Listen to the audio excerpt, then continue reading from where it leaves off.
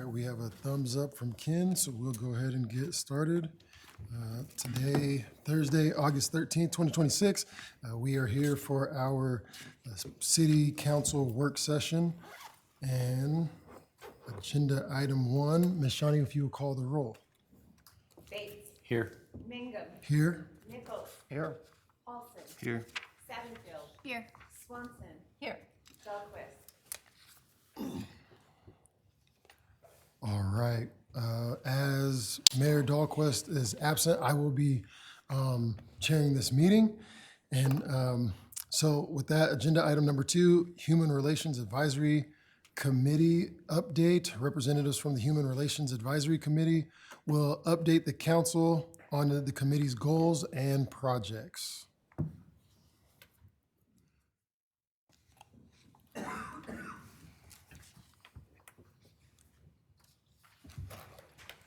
Good morning. Good morning. Good morning.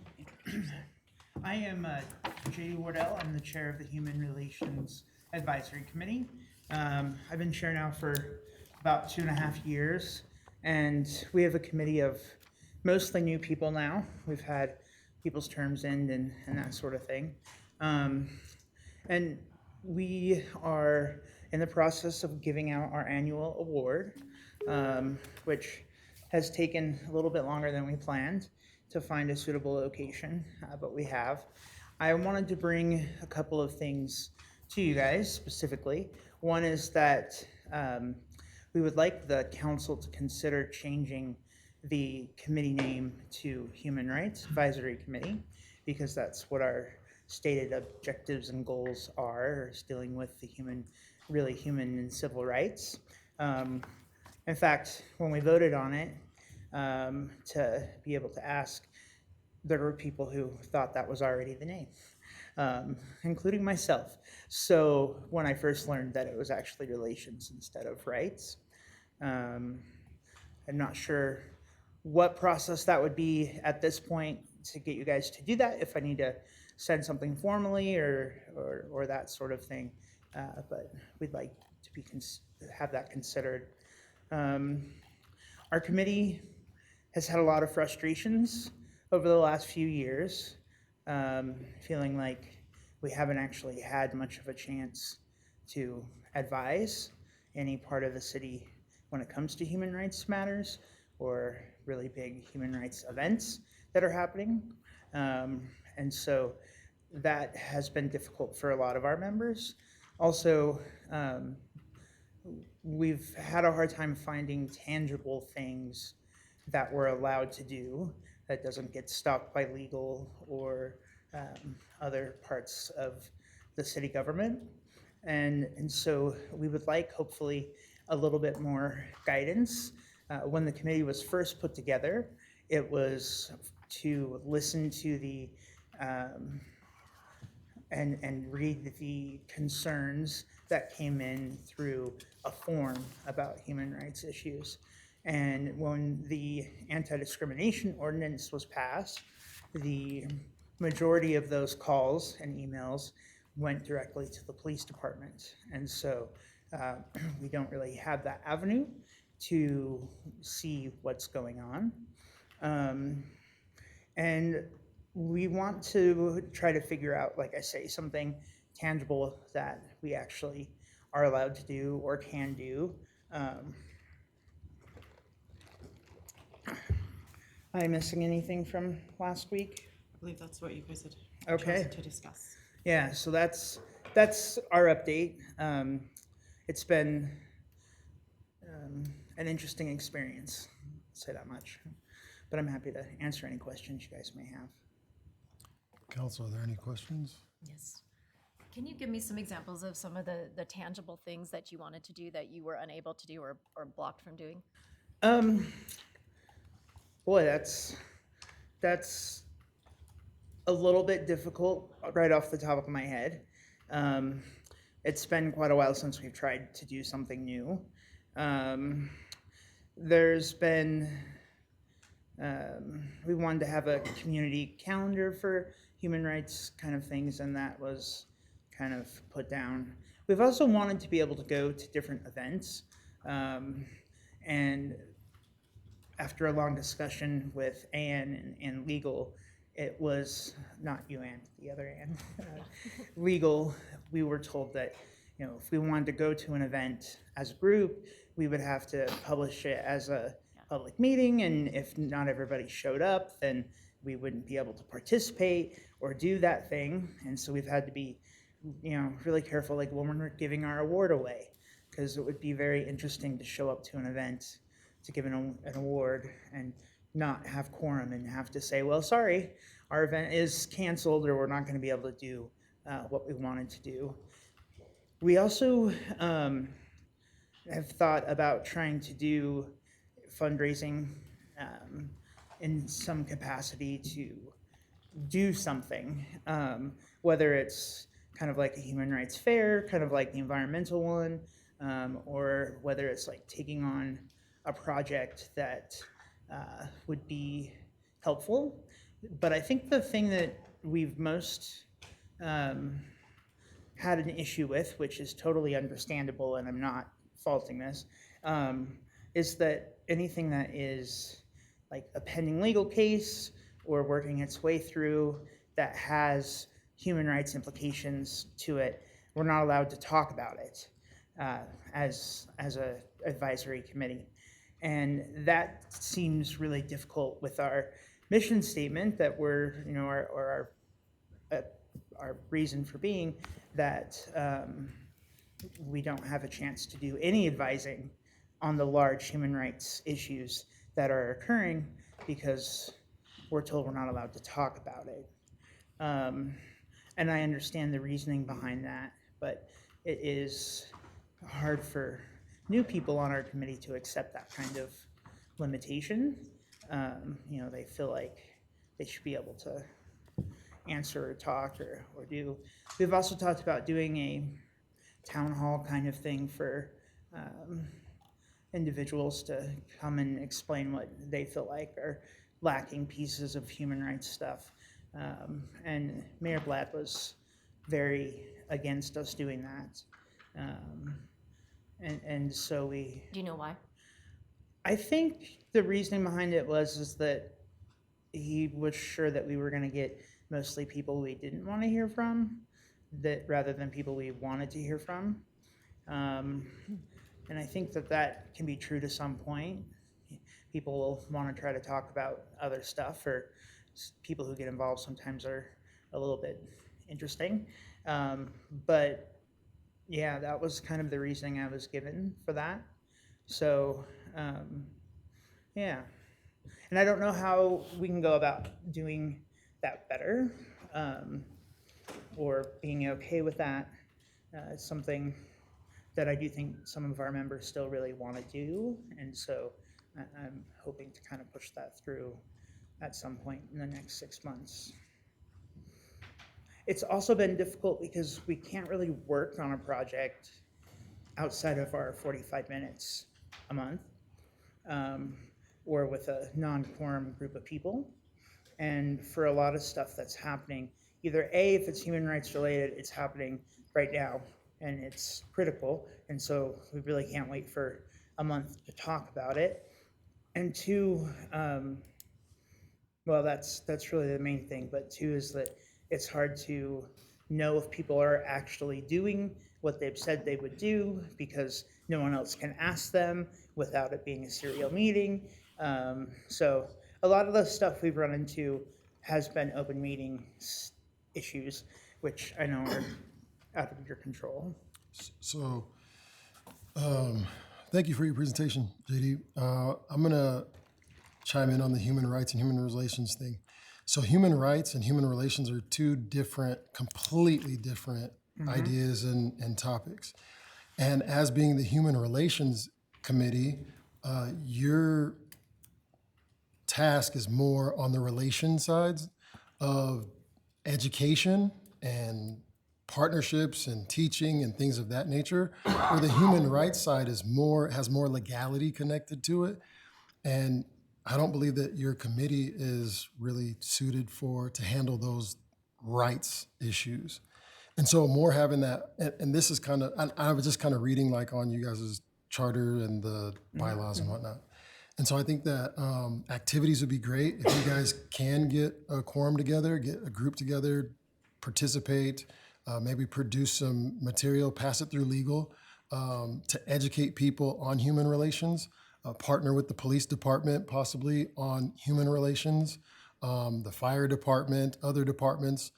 We have people within our community who don't speak English. So it'd be great for the human relations committee to say, hey, how can we partner with this group of people versus that group or whatever. But what you guys do is it's a vital committee to the city as we are trying to make sure that we're a welcoming and inclusive city. In the 2.5 years that I've been chair, I've never been asked what our committee thinks about something going on, or how the city can respond to certain things, or anything. So while I take your point, there is some difference between human rights and human relations. The tasking that originally existed within the committee was very rights oriented, and every member on our committee is there because they care about human and civil rights. And so that, I know a name is not much of things, but when you tell a person in the world that we're part of the Human Relations Committee, they think we're HR. And we have nothing to do with the city's hiring practices or employees. And that, I think, has created a barrier from people reaching out to us or being, active. And so I do know that the 2 times that we voted on wanting the name to change, it was a unanimous vote within the committee. So I will submit some official, I'll send a letter or an email kind of explaining our thinking there. But I have a group of very passionate people who care deeply about the human rights issues that are happening, not just in Pocatello, but all throughout the region. And that's why they're there. So, yeah. Yes, ma'am. Does anybody else want to jump in before I go again? Okay. So I've heard from other folks who have previously been on the Human Relations Committee similar feelings, and that you're kind of stymied by meeting laws, by legal restrictions mostly. And that's been really frustrating and kind of has made those members that I've heard from in the past feel pretty ineffectual, right? Mm-hmm. And so I don't want this to be pulled out of context, so I'll try to preface my comments with this. I am a donor to Amnesty International and Human Rights Watch, and I am definitely fall on the side of those issues being priorities for me personally and in our community. Having said that, I wonder if this committee is worth having if you can't actually do the things that you are passionate about doing in it, right? I mean, if we've got a group of people in Pocatello who are passionate about human rights issues, who want to comment on city-related human rights issues, who want to work on projects related to the city or in partnership with the city, I'm just wondering if this is the right venue to do that in. I mean, it looks good for the city to have a human rights or human relations committee, right? But if it's not allowing folks to do what they're passionate about doing and really fulfilling the mission of the committee, then I don't want to create expectations of what you can do that we can't as a city for all those reasons. Yeah. Fulfill for you. So I'm going to put that out there as a possible option that we don't have this committee anymore. Understanding it can be kind of a dangerous thing to say, but what do you think about that? So I think that if it wasn't an official committee, the it would be much harder to even get all the people in the room. Okay. You know, having a set meeting, most of our members, well, our new members, we've had like full participation the last while, come because it's kind of a specific date. And so I think that it would be sad for the city to remove that, Okay. as I do think it, A, does look good for the city, but B, is a really important piece of what's going on. And yeah, we've stretched and adapted, but it's been an interesting one. Councilmember Bates. So JD, I appreciate you being here and sharing your passion with us. I think I echo a little bit what Councilmember Swanson has said, in that I think, to me, when I look at it, the real divide is there's a difference between advising and advocacy. And it seems like maybe what a lot of the members of this committee, including yourself, what you're wanting is to advocate for changes in the city. And I just don't think that's the purpose of an advisory committee for the city. You know, looking at your page on our website, it talks about creating a forum where citizens can informally present concerns or proposals, and that you're to strive or suggest programs to promote positive relations among all members of our community. And so, to me, the role of this committee, if we are to keep it, is to have an avenue and a forum for members of the community to be able to share concerns they have, areas that they think the city can improve with human relations or human rights. But I think it gets real tricky when this committee makes the jump from advising the city to advocating for one particular view or an agenda. And you know, I'm looking at your recent award recipients. In 2023, Reading Time with the Queens was given the annual Human and Civil Rights Award recipients. That's fine, but I can tell you undoubtedly there are plenty of Pocatello taxpayers who are not supporters of Reading Time with the Queens.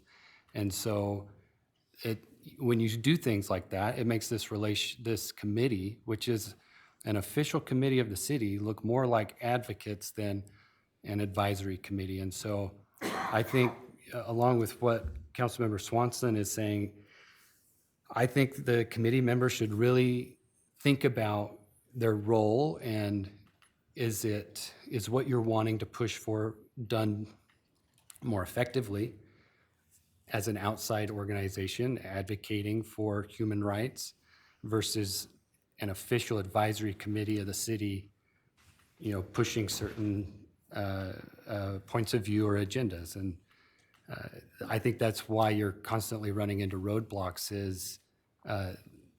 This is a city committee that has to be very careful about looking like it's pushing for one point of view over another. And so I really, I recognize how frustrating that is as members of the committee, that, you know, people commit their time to this group. And that's where I'm saying maybe your time is better committed in an organization outside of the city. So I think my response to that would be, we're not even asked to advise. And so how can we function if we never get an input? The one input that we had after the anti-discrimination rule was passed, most of those forms and phone calls went directly to the police, and we didn't even know they were occurring. And the naming situation makes it harder for us to create a forum for people to come and talk, because people do think it's HR. Everybody I know that I talk to about being on the Human Relations Committee is like, oh, so you're like doing HR stuff for the city. And so that, I do think, creates some confusion. The other aspect of it is that there should be some way to be able to do a project that's, focused at people with disabilities or that. Our committee is made up of a very diverse group of people. We have people who are, on the LGBT side of things. We have members who have disabilities like myself. We have people who are immigrants and people who are from other cultures completely who have moved here. I would say we have a really diverse group of people. And so, yeah, I think that I understand why you say that we shouldn't necessarily advocate for one point of view or one certain thing, but the role of an advisor is often to say, hey, you need to consider this aspect of it when you're moving forward, and that's accepted or not accepted by the city. But I think that it would lose an important thing. I hope that was clear. So, JD, I appreciate everything you're saying. I have to echo the sentiments of both of the council people to my left here, that you're an advisory committee. So anytime you get a chance to come before the council in this setting, you could give some ideas, or you can give some thoughts, or you can give us whatever's been going on, kind of like you did. But hey, Stacy came to our meeting and she suggested that somebody hates people with blonde hair. This is what I could suggest to the city, because there's something we can come up with that promotes people with blonde hair.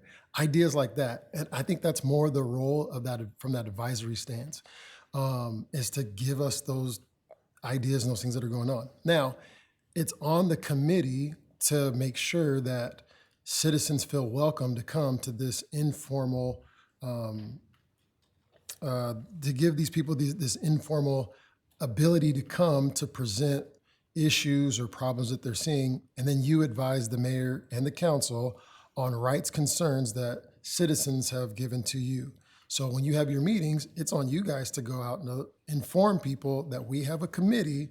You can come bring your grievances or the issues or the concerns you have to us. We can then go before council and we can communicate that to them. And then it will be directed to either the right department or to legal or to law enforcement.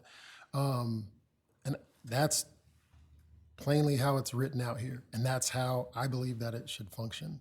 And it sounds like that's how it's functioning, but it's not functioning the way that you guys would like it to as advocates and, multiple other things. If there is an idea for an event, say a human rights event, there are other human rights organizations out there, such as the NAACP. Partner with them. Bring one of them into your committee meetings and ask them their take or their opinions, or ask them how they're doing these things. But again, advise, come sit at the table and tell the council, hey, we would love to do that. Is it possible? Legal might tell you can't do it. And our hands are tied at that point. But I think advisory versus advocacy is going to be where you're going to fall into trouble. And so just staying on that, keeping that balance. Yeah. If there's not an appetite to close the committee, that's fine. I will support your committee as such. I'm not really concerned about a name change either. If you think it would help bring more people to your meetings, if it would help people better understand what your role is. But I think that part of this conversation, or part of the way that this group can go forward and feel more effective is, and I'm just shooting from the hip here, right, is open your meetings, work with our PR person, Marlise, to get those meetings and the purpose of the meetings advertised on our social media. I don't think I follow social media, I haven't seen those yet, but I think that would be important. And hold an open forum, summarize what you hear, bring it to the council.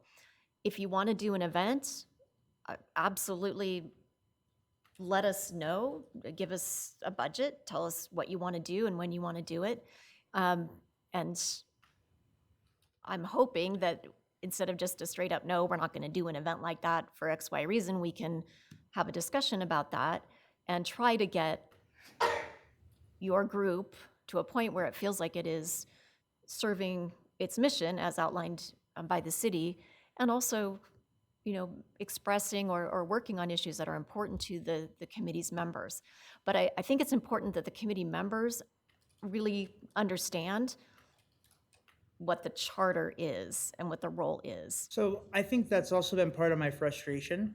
The ordinance for our committee doesn't really specify, or at least I've not been able to actually get a copy of the ordinance. The ordinance that created the committee, the thing that's talked about is getting those phone calls and emails and making, figuring out if it goes to the police or whether it goes to whoever. So there's not a lot of guidance there, but in the actual ordinance for our committee. And I think that when people sign up, there's no pre-acceptance conversation that happens between any member of our committee and that new person.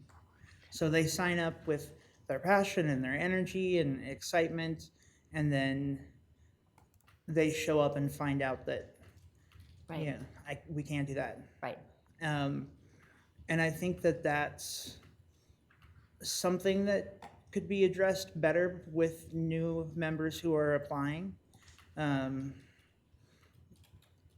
Would you agree with that? That it seems like the new people come in with a lot of ideas that are I would, but beyond. I'd also like to point out a little bit of the history, just so that we can understand the difference with that discrimination ordinance. We had an HRAC line that we could take phone calls, we could take complaints, or we had emails or a complaint form that we could do that. However, as a group, the Human Relations Advisory Committee did pass a non-discrimination ordinance, and frankly, it took that ability to do anything and put it directly into the police department's hands. So as a committee, we kind of voted ourselves out of anything actionable, and I just think that that's really important to point out here. I'm not trying to take anything away, JD, I'm not. It's just something that we did do as a group to ourselves. May I suggest then that a potential helpful next step is to revisit the ordinance and the charter. And working with the group that you have now, what is it that needs to be clarified in that charter? What would you like to be included in that charter? And then it seems like there's a fundamental really lack of information about what this group can do and should do. So that would be my suggestion. Then I know the wheels of bureaucracy turn slowly. We don't meet that often. You guys don't meet that often, but resetting the expectations and at the ordinance level, I think may be a good place to start. So we don't keep going in the spiral of frustration about purpose and ability. Yeah, I think that is good, but I think, again, that needs to be highlighted when there's an opening and an advertisement for a position.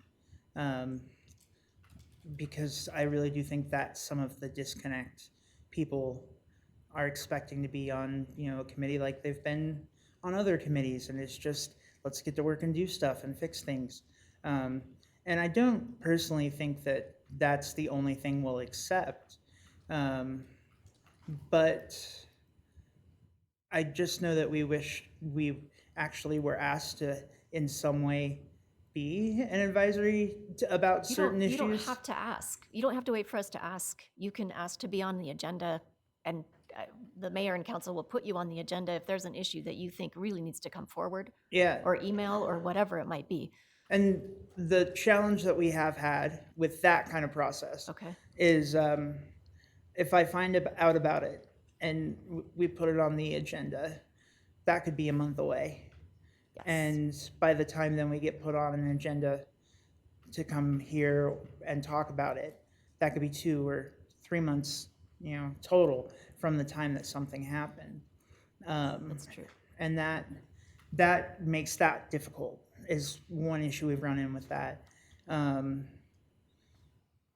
We also have been told not to have open forums specifically, because then everybody has to have the right to speak if we just say you can come Hold without on. rules. If you have your committee meetings, not everyone has to have the right to speak at your specific meetings, as far as I, Right, but you were saying people coming in informally telling us about stuff, that's having people speak. so hold on. So you don't have to have them speak. They can submit a letter. They can put it in an email, or however you choose to get it. They can send it here to city, We can and the time city it. can give We it can to you. time. You can time it. You could do, there's all sorts of different things you can do to get people to give you whatever concerns they have, and then you can present it back to the council.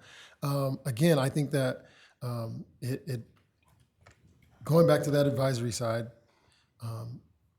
understanding the roles. The role is right here on the website. So as people are coming and they're signing up to be a part of this committee, I know that what's on the website is presented. And so when someone signs up, this is the information we're giving them. And so I think that we're doing a well enough job presenting and letting people know what the job actually entails. But because when you get in there, there's a lot of emotionalism, and we're excited to make some huge changes, but government takes a long time to make changes and to move. I am 100% in support of human rights and human relations. I've been called every name in the book that you could probably think of. And I've been discriminated against and all sorts of other things. Doesn't matter, right? Here today, here gone tomorrow, kind of thing. But proper steps also have to be taken. And we have to follow the guidelines of what is in the city code and what the purpose of the committee is.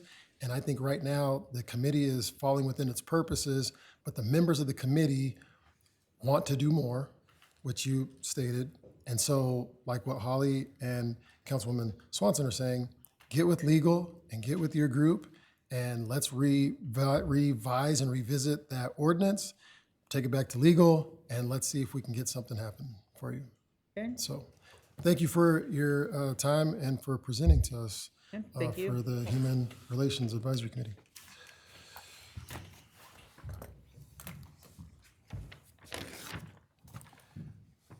We're going to move on to agenda item number 3, the Pocatello Arts Council update. Representatives from the Pocatello Arts Council will update the council on its committee goals and projects. Good morning, members of City Council. I am Dale Spencer. I've been in the Arts Council for 8 years, and I'm the current chair. I'm joined by Jake Knievel, and we're going to present talk a little about the Arts Council a little bit. I'm going to start with a little bit of background and how we have defined our purpose. We believe the arts create and unite vibrant cultures. Our vision as the Arts Council is to foster inclusive arts community that empowers artists and audiences. Our mission is to strengthen artistic venues, expression, and community participation throughout the city. We do this through advocacy grants, networking, promotion, and event sponsorship. We use the city's social media to promote arts and arts events. We're a different kind of advisory committee in that we have a budget. Our funding is provided by the Chief Theater Settlement, which established a $100,000 fund for the establishment of the Arts Council in 1991.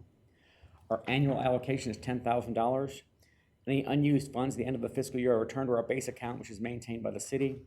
We have approximately $40,000 of the original $100,000 available to us coming up for the next fiscal year. I believe that's what our last number showed. We'll talk a little bit about what we did in FY26, what we're trying to do for FY27. So Jake, come on, talk a little bit about starts. So first thing, we did our annual Empty Bowls event in conjunction with the Idaho Food Bank. This past year was held at the Juniper Hills Country Club. It was a great success. We raised approximately $6,000. If you're not familiar with this event, basically we partner with Idaho State and other artists. They make handmade bowls, and then we sell those to raise money for the food bank. Correct me if I'm correct. Mixing them, yeah. So we hope to do this again next year. It's been a great success. The country club wants to host us again, which is fantastic. It was a great venue. Moving on to our next point, again, another yearly project that we participate in. We help fund the Montana Shakespeare in the Park.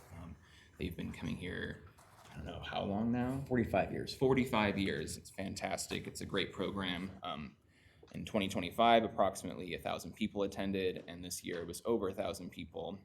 And this takes place in the ISU Quad, which we thank them for that as well.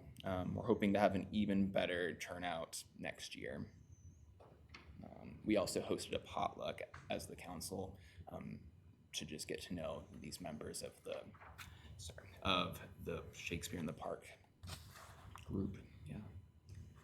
Another event the Arts Council involved in is the Festival of Trees up at ISU. We've had a tree up there for the last 2 years to just raise awareness of arts, and our tree was covered with art submissions made by local artists. This year, we're not doing a tree, we're doing a wreath, but we are doing an event. We are a part of it again this year. We have arranged a space. All of the ornamentation on the wreath and on our table will be made by local artists. One of our members has already started collecting art pieces for that. They're directed in their theme, so we can present, a little more positive spin on the arts in the city to a slightly different audience. So we like being part of that. An event we started last year, it's called the Golden Pumpkin Award. The Golden Pumpkin Award is presented, we do 3 of them, I think. We do three of them to the homes that have the best Halloween decorations in town. People can submit this. We started this last year. We sort of ran on short notice, and we still had over 30 people submit houses that they recommended to have beautiful decorations. So our Arts Council went on and decided, sort of based on our interpretation of yours is great, yours is great, yours is great, yours is better, we're gonna give you an award. There's already talk of doing it. People are excited about hearing it. I mean, it's a non-monetary award. All you get is bragging rights that I won a golden pumpkin, and you get a small golden pumpkin award. So we're excited about that. This helps raise arts awareness and just sort of community involvement. So we're in favor of that. We do grants to local artists. When local artists have projects that are kind of beyond their normal means, they would submit a grant application. Shady Grove at Lookout Point, we've been asked to support them several times, and we've done that, and we're looking at doing that again this year. As you can tell from our shirts, we take advantage of the city's new branding and the city's media possibilities whenever we do anything. So we like partnering with the city and using the city as resources to promote the arts and Pocatello in the arts. And one of the other things we're looking at, as I said, we were initially granted a $100,000 grant 20-something years ago. We'd like to think we've used that well, since we still have some left. But we do acknowledge that's going to run out someday, so we've started discussions on how we continue to fund ourselves as we go forward, because at some point that will run out. So we've started those discussions. We don't have a lot of plan yet, but most arts councils for most cities are not funded, do not have a separate fund that keeps them going. So we know that, and we're looking forward a little bit. Any questions from the city council for Mr. Knievel or myself? Any questions, council? I don't have, yeah. Yes, ma'am. So I don't have any questions, but I love all these things that you're doing. I didn't get to go to the Empty Bowls thing. I was on my schedule and it was busy, but I heard several people talk about that. And so I will be going to that next year. But I went to the Shakespeare in the Park and I was just blown away. Everybody loved it. I talked to people later. I just think all those things that bring the community together, free activities, are awesome. And I didn't realize how long that had been going. I mean, I graduated from ISU, all the things, but 45 years, that's awesome. Several years ago, I was presented an award for the Arts Council by the Shakespeare Company for 40 years of continuous sponsorship. We are one of their long-standing stops. We are one of 6 stops of their tour of 60 cities that gets both shows. So we're sort of vital to their program, and we like them. Yeah, that's awesome. 'Cause I didn't know if it was like the drama department at ISU or what. So they come in Right. every year. They travel. Okay. It's us. We bring them in. Do you bring them in? Okay. Yes.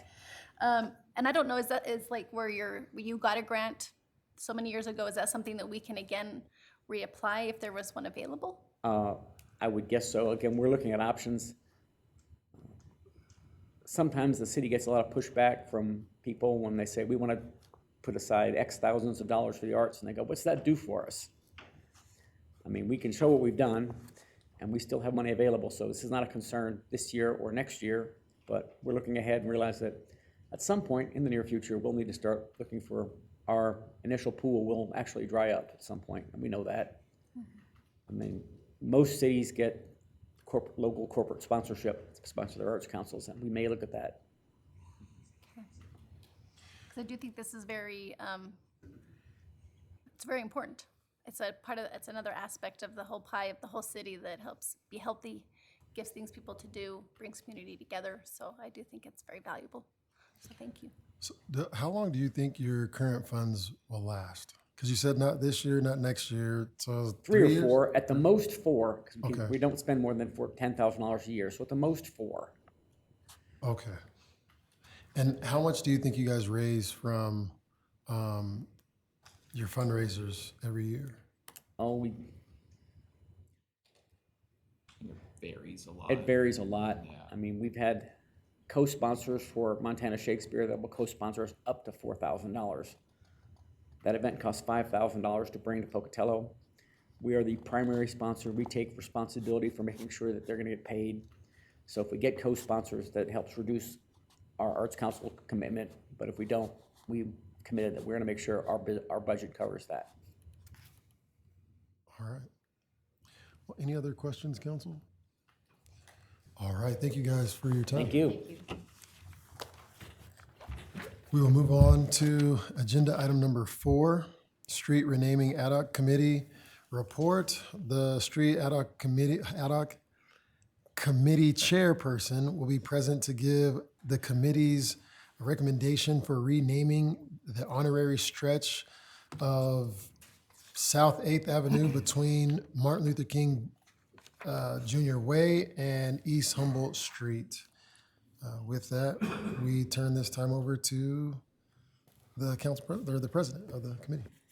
Adam, do you want to come up? Sure. Do you want me to read the whole thing? But he was on the committee, so I thought he could explain. You don't even have to read it, honestly.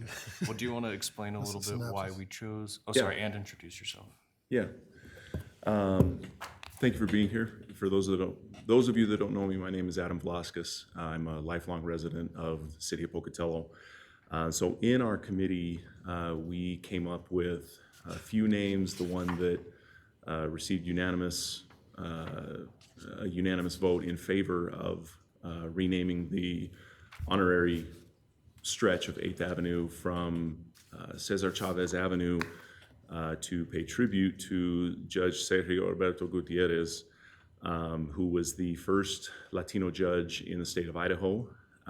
Just to kind of give you a little background of him, because people had questions about, who is he? What significance does he have to Pocatello? And really, the question is, what significance, what role did he play in the state of Idaho, which includes our city and the local citizens.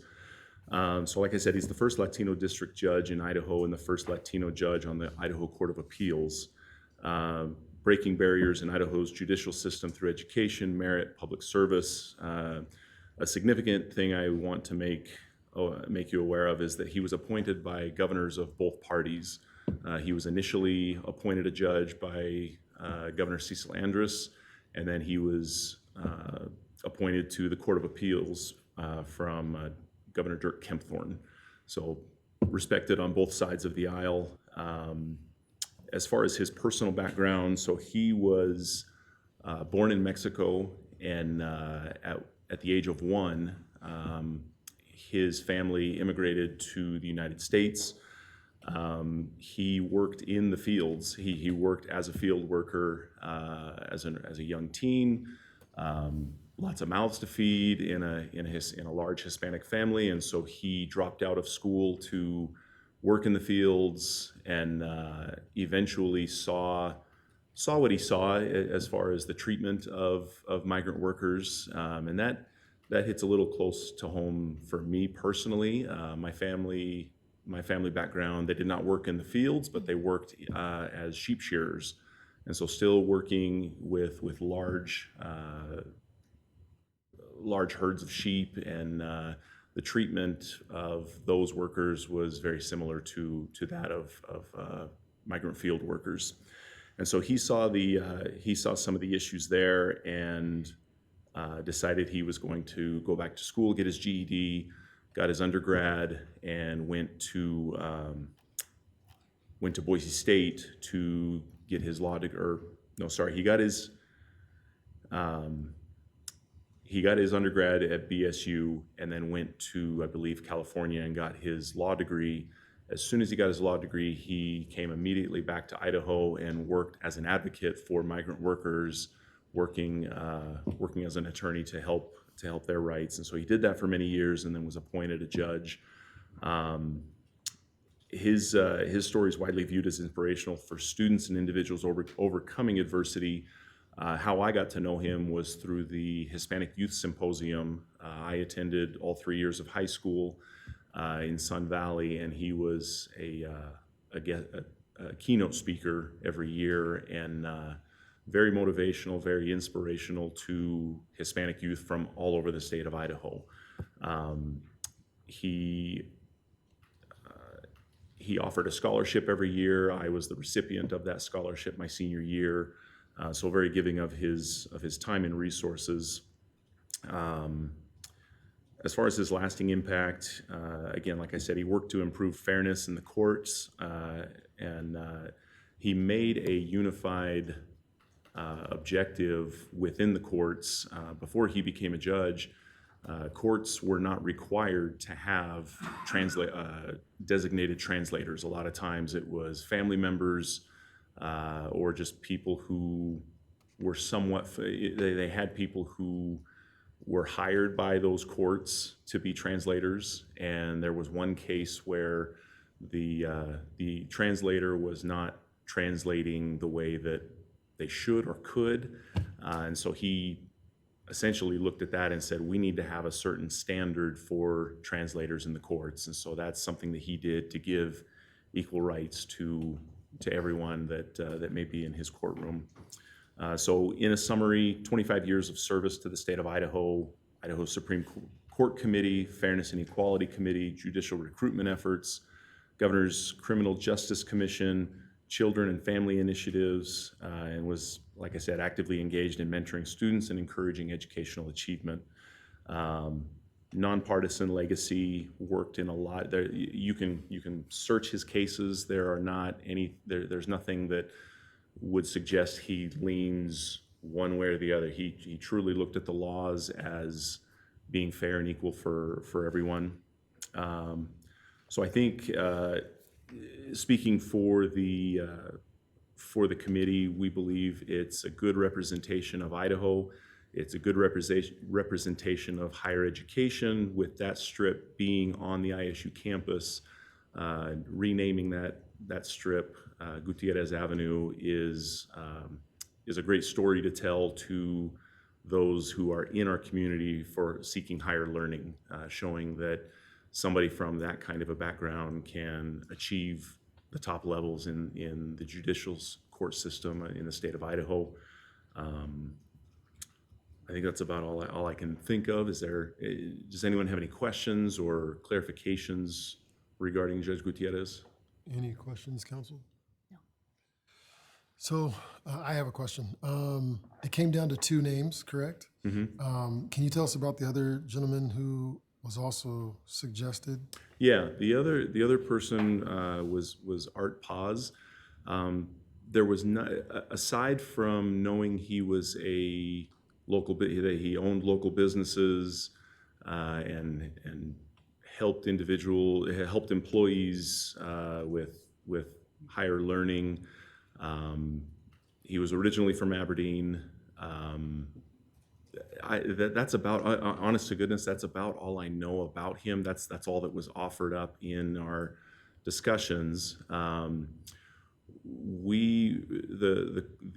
committee voted in favor of Gutierrez because of the official track record. It's not just word of mouth of he was a local business owner. I mean, no disrespect to Art Paz at all, but we have a lot of business owners that if that was the merit we were seeking. There's a lot of business owners that we could rename streets for. And so really what it came down to is the legacy for equal rights, Hispanic representation, which is really what my hope for was being on this committee is, we're renaming Cesar Chavez Avenue.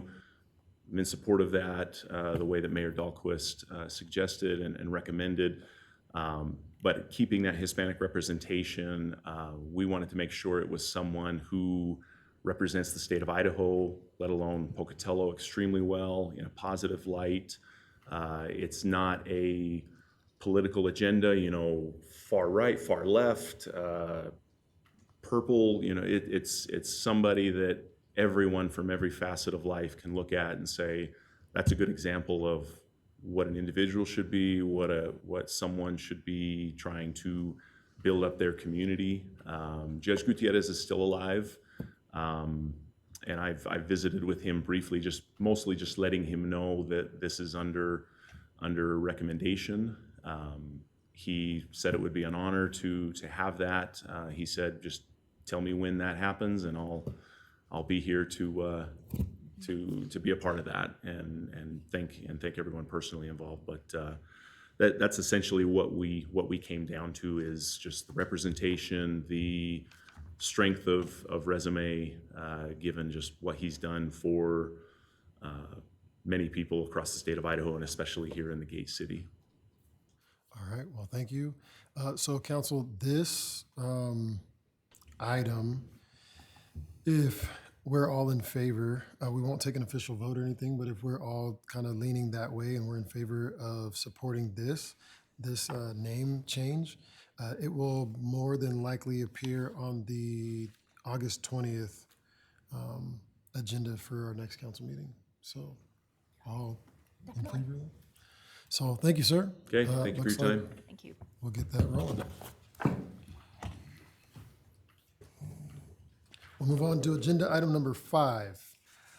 Proposed changes to City Code Title 5.04, General License Regulations, and 5.56, Taxi Cab. Police Department will be here to discuss possible updates to the city code. A, City Code 504, General Licenses, 5B, 5.56, Taxi Cabs, C, School Crossing Guards, D, Traveling Carnivals and Circuses, and E, Christmas Trees sales. Good morning, Council. So this is kind of the first set of suggested revisions for our licensing codes that are handled through the police department. And the real goal of these changes are to streamline and modernize the language. The general regulations section hasn't been reviewed or updated since 2013. Our taxi cab code hasn't been updated since 1990. So there's definitely some modernization that needs to take place. We also aimed to remove some ambiguous or redundant language and just really clean up the general regulations so that that section more thoroughly covered all of the different licenses that we require, and we could then remove the redundant language from each of those chapters because it would be covered all under the general regulations. And then with that, there were 3 licenses that were kind of just thrown into the general regulations without any real qualifying or disqualifying factors for license, and so we moved those out to their own chapters so their qualifications and disqualifications could actually be defined. So if you like, I can just kind of go through each of the changes we made or we're suggesting be made. As I made these recommendations, I compared to our existing codes to similar codes across the state, focusing mainly on cities with medium to large populations. Didn't really focus on any of the cities that had those less than 10,000 populations because it doesn't really, relate to how the city of Pocatello operates. So the first one that we looked at was the general regulations. I relied heavily on just pulling the similar or duplicate sections from the existing chapters, putting them into that general regulations, and then removing them from the chapters following. We added language for permit to this so that it would cover licenses and permits because we do issue both of those. Then we added a section for definitions defining what an applicant is, what a conviction is, the license or permit definition, and then the definition for licensees. Throughout, we replaced mentions of city clerk with licensing and enforcement officer or chief's designee, and we also included designated planning and developmental services official or designated parks and recreation official to account for 2 of the city codes in this section that are covered by Parks and Rec and by the planning department. Throughout, we updated all the language to state that unless otherwise specifically provided in specific chapters, all the fees would be set by annual resolution. A lot of these codes still referenced what our fees were, even though years ago we went to setting them by annual resolution. So we pulled that out. We noted that licenses would all be renewed annually, and then that they would expire at 12 o'clock midnight on the last day of the month following the year. We included the unless specifically provided otherwise because there are some licenses that we're not going to look at the revisions for today, but they do expire at the end of the year every year. And based on how those work, it made most sense to leave them at the end of the year and not just have them be on a rolling year basis. We removed the miscellaneous license and fees to account those being set by resolution. And then, like I mentioned before, we split out carnivals and circuses, Christmas tree sales, and crossing guards to allow for specific qualifications and disqualifications. And then we updated section 5.04030 to accurately reflect which licenses currently require background checks. And then the sections that we added in this general regulations were issuance or denial, revocation or suspension, appeals, and penalties, so that they were consistent across all of our license types. Did you guys have any questions about that portion? Councilwoman Swanson. Just had a quick clarification. Can you explain the difference between licensing and permits and why we need both?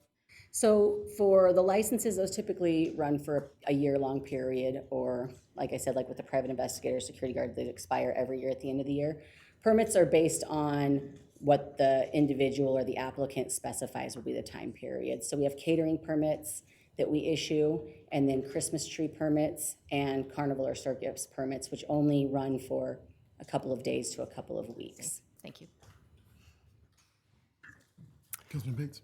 I just want to make sure I'm clear. So it looks like in addition to the taxi cab license, item J under disqualifications has been convicted of any other felony within the last 5 years.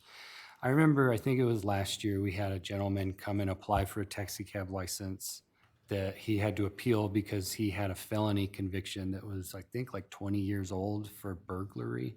Yeah. So under this, he wouldn't automatically be disqualified. Is that correct with this revision? Correct. And I'll kind of go through the taxi ones more in depth, but we basically outlined specific charges or convictions that are of concerns. We compared to other cities that did similar things. And then we also looked at IDAPA to make sure we weren't being more strict with these applicants than we're being with even our own officers. Yeah. And so before with taxi cabs, it was any felony ever. So we had one gentleman a couple of years ago who had a felony in 1979, and he had never had anything else on his record ever since. But because of how the code was written, we had to deny his license and he had to appeal it. And so the goal is to make it more clean, more modern, and to give these people grace, but still look at things that have happened, take them into consideration, look at the timelines that they happened in. And then if they still do disqualify, we still have the appeal section that allows them to appeal and come in front of you and say, these are the things I've done to rectify these things since that time. That's great. Councilwoman Satterfield, are you good? So that's it kind of for the recommendations on the general regulations. The next is the taxi cabs. And a lot of cities don't regulate taxi cabs anymore. I think a lot of that changed when the state put in regulations not allowing cities to regulate TNCs, Transportation Network Companies. So we're not allowed to regulate anything like Uber or Lyft or any companies that do anything all through mobile applications. They're expected to background check their folks themselves. So our code, we kind of mirrored Boise and Idaho Falls. They still do regulate taxis. And we added for hire transportation to make it clear that these are licenses for people that are truly taking taxi cabs. Before it was kind of ambiguous, and it would require people that are doing just medical transport to become licensed as a taxi. And most of those individuals are contracted through Medicare or Medicaid, or the hospitals or clinics coordinate those transportation services, and they've already had a state background check. And so these folks were paying out of pocket an additional fee to get licensed as taxi drivers. So the change here kind of allows us to look at not the TNCs and not the medical ones, but just the ones that are truly providing general population taxi services. And then if any of them do provide medical transportation, but also general population, they would need to still be licensed. Since fees, issuance or denial of license, terms of license, revocation and suspension were moved to the general provisions, we pulled those out of this section. And then previously, all of our taxi licenses expired on December 31st. With the changes to the dates that we mentioned before, this is one license that I recommend we license on a rolling year. Many of our private investigator or security guard companies, they renew every year at the same time, and they pay for their applicants' license fees. But with our taxi drivers, they all apply on their own and pay for their own fees. So if they were to apply in August, they would again have to, as it is now, renew in December and pay their licensing fee again. And we want to eliminate that because many of these folks are already struggling to pay the application fee as it is. And so to expect them to pay a renewal fee just 2 or 3 months later is a burden for them. So administratively, does that put more of a burden on you to watch that on that rolling year? Because I mean, you could, if it's from January to December 31st, you know what you're looking at. But then on that rolling year, it might be June, July, September. No, the majority of our licenses are actually set up like that. All of our solicitors, which is a large number of folks, are all on a rolling year. Our sexually oriented business licenses are on a rolling year. And so it's just a matter of, in the system we use to control our licensing, going in and changing a setting, and then it will trigger their expiration date differently. And I check and do renewals monthly, so it won't add anything to the steps or time that I take to do that. Sorry, were there more questions? We updated the definitions to make it clear, like I said, that we were referring to non-TNCs, non-Medicare. We took it a step further and defined what non-emergency medical transportation companies were so that there was no ambiguity there. We added a provision that all employee licenses are only valid under a licensed business, because we had run into some issues previously where a taxi company would terminate an employee, but because they held their own taxi license, they were continuing to operate and saying, well, this is my license. And so we just added that provision that it has to be under a valid business. We also added a provision noting that their insurance must be maintained in full effect throughout their license period, updated the disqualifications to be clearer, removed vague language surrounding health issues, and Councilmember Paulson will like this. We removed moral turpitude. I know how you felt about that.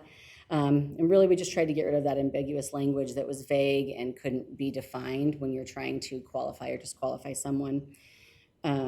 Updated the timeline lookbacks so that they were more in line with realistic expectations, and then modernized the language surrounding the display of their license and providing fair rates to their customers. We have a Councilwoman Swanson has a question. Yeah, so as far as the requirement for the taxi operator to be under a licensed business, how are you, because I don't believe the Pocatello requires a business license, that's correct? They don't, but taxi businesses are required. Are Oh, I required, see. yes. Okay, so they're an exception Yeah. to that. Yeah, Okay. it's kind of just one of the specialty business licenses that we have, and most of them are set up that the business is licensed and then the employees are all licensed underneath that business. So that was kind of it for the taxi cab revisions. Then, as I mentioned before, we pulled school crossing guards out of the general regulations so that we could add qualifiers and disqualifiers. We kept the disqualifiers similar to those of the taxi drivers, but removed things that were not necessary for a crossing guard, such as a valid driver's license, proof of registration, proof of insurance. We also added that they would be issued an ID badge that they would wear, have their photo on it, because previously we said that they would have to display their license, and an ID badge is much easier to display than a paper license, especially when they're out working. We included we left the specified expiration date in this case because the company renews all of their employees at one time, and it's always mid-August. So August 14th, all crossing guards expire, and they're given a renewal notice 3 months ahead of time. And it just makes more sense for the company because each year that they win, whoever wins the contract, they can then renew the licenses accordingly.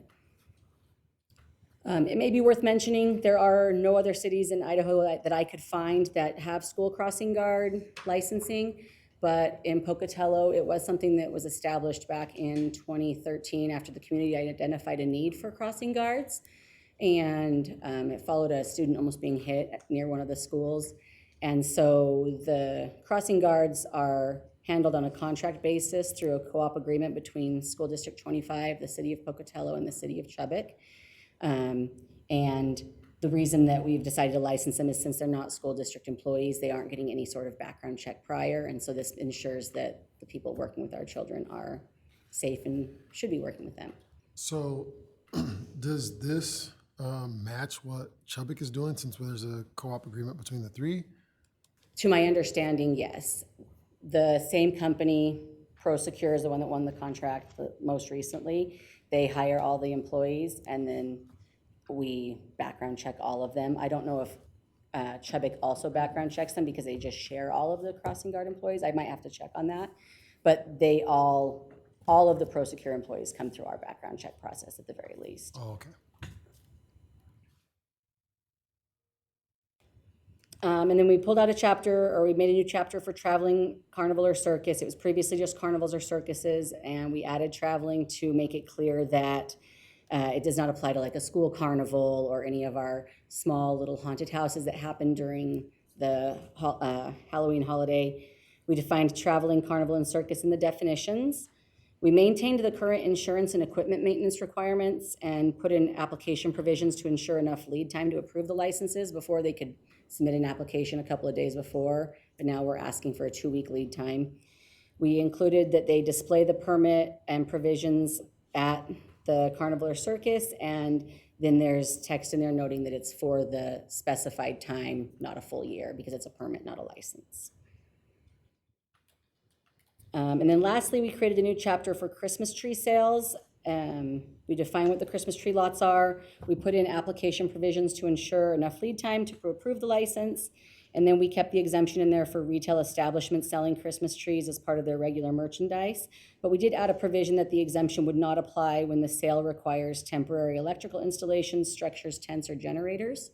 So if they're selling it within their normal section of their business, that's fine. But if they're setting up a separate section, we still want fire and building to go out and do those inspections. I think it's worth noting that for the traveling carnival and circus and the Christmas tree sales, no one else in Idaho that I could find is just requiring license on Christmas tree lots. And Moscow is the only other city that has a traveling carnival or circus license. The majority of other cities handle these all under the same kind of purview of temporary use, and they decide whether or not to require licensing based on if they're setting up lighting, setting up structures, tents, running extension cords. So we drafted this new chapter for these two because we were already issuing these permits. But like I said, most other cities look at them as seasonal sales or temporary structures and base it off of electrical installations. So to me, it's interesting that we're requiring Christmas tree lots to get a permit, but not maybe a pumpkin patch that might have hay bales set up to display their things. The reason I could find about the Christmas tree requirements was that it could be a fire hazard, but I think that could be said for many seasonal displays.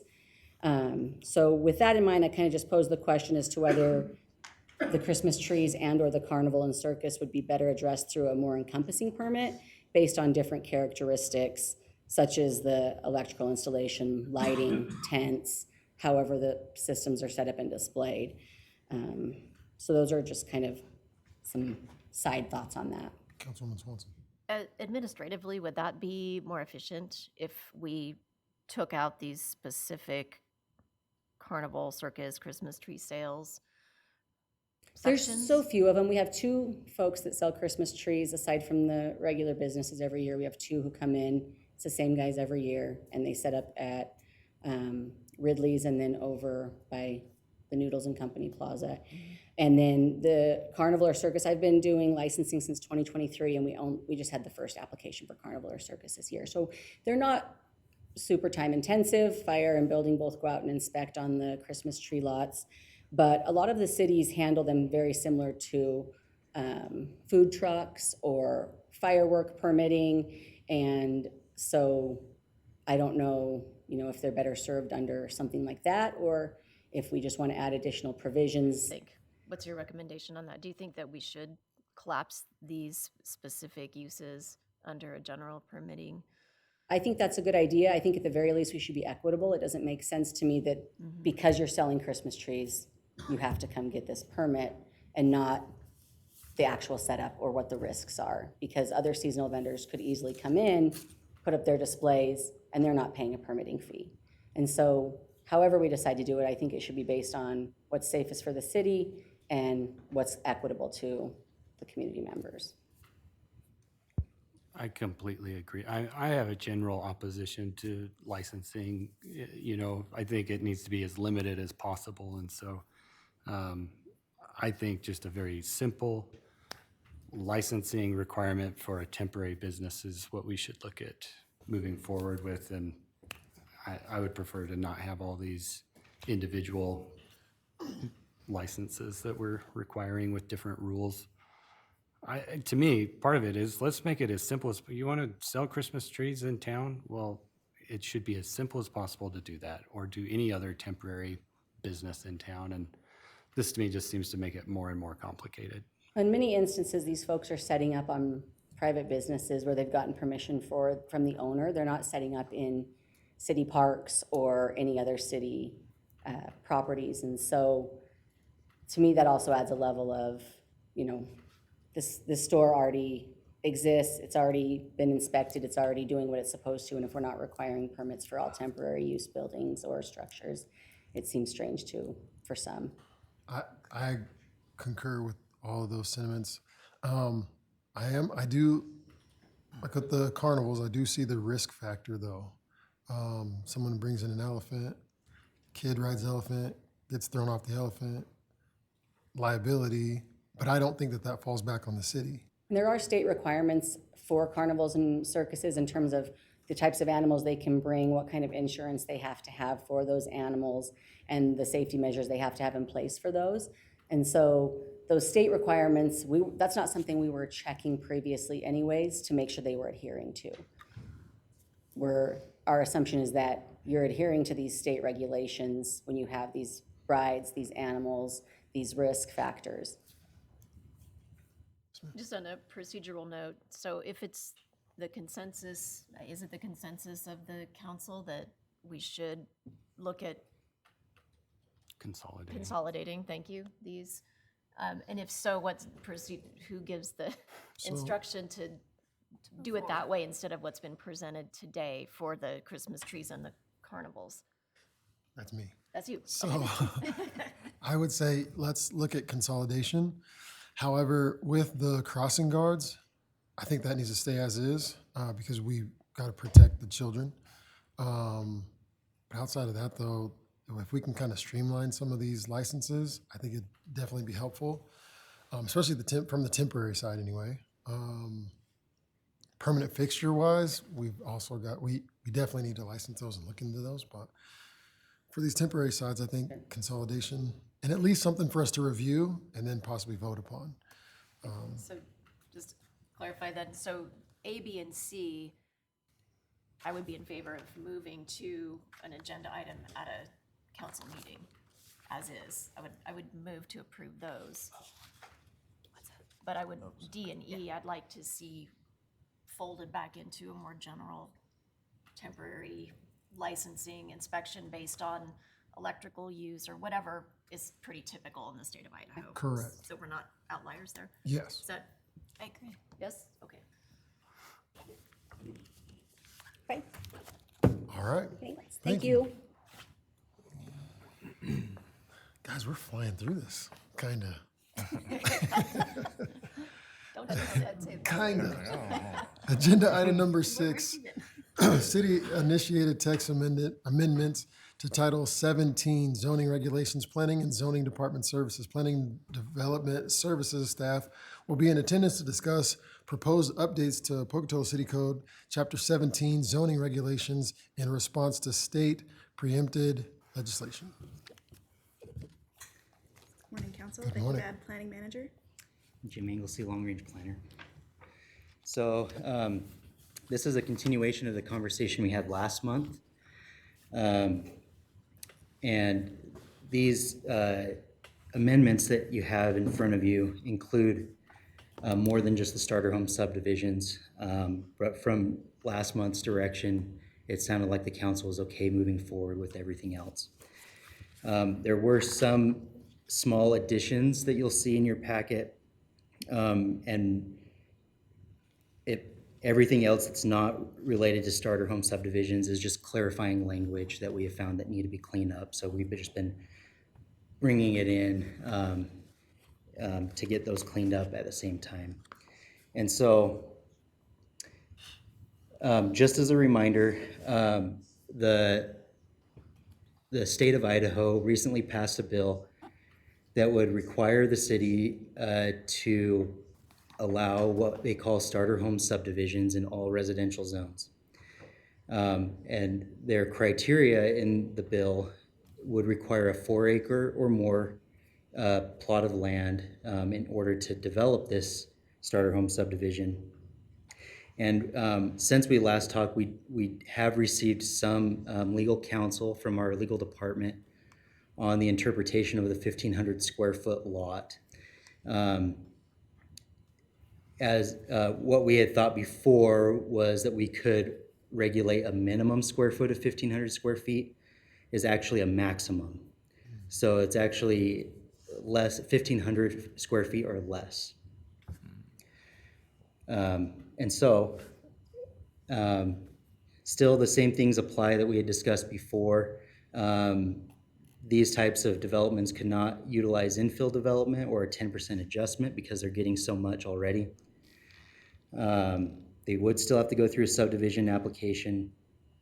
And so we have built into it, it's very specific in the code. If you don't meet 4 acres or more, or you have lots that are 1,501 or more, they do not qualify as a starter home subdivision.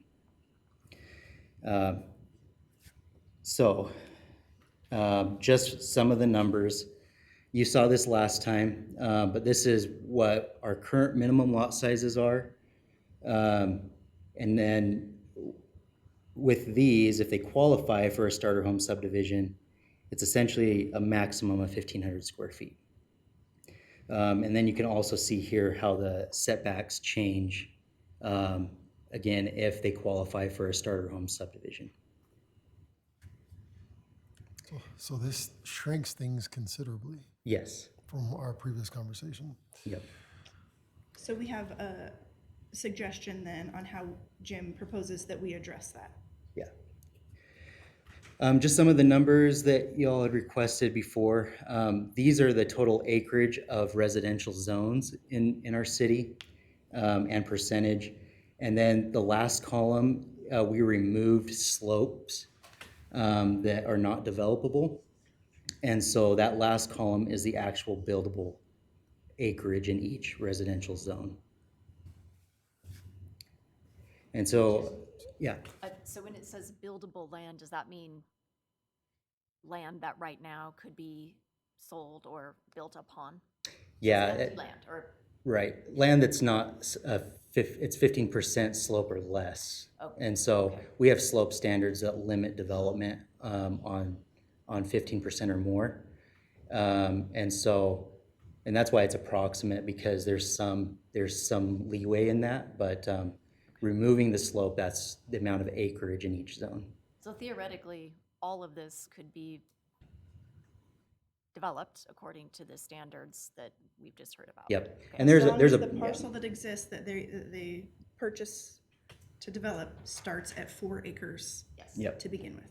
And it has to fit within the zones for its specific construction type. Any residential zone would be allowed to develop 1,500 square foot lots or less. or smaller if they start with a 4 acre parcel.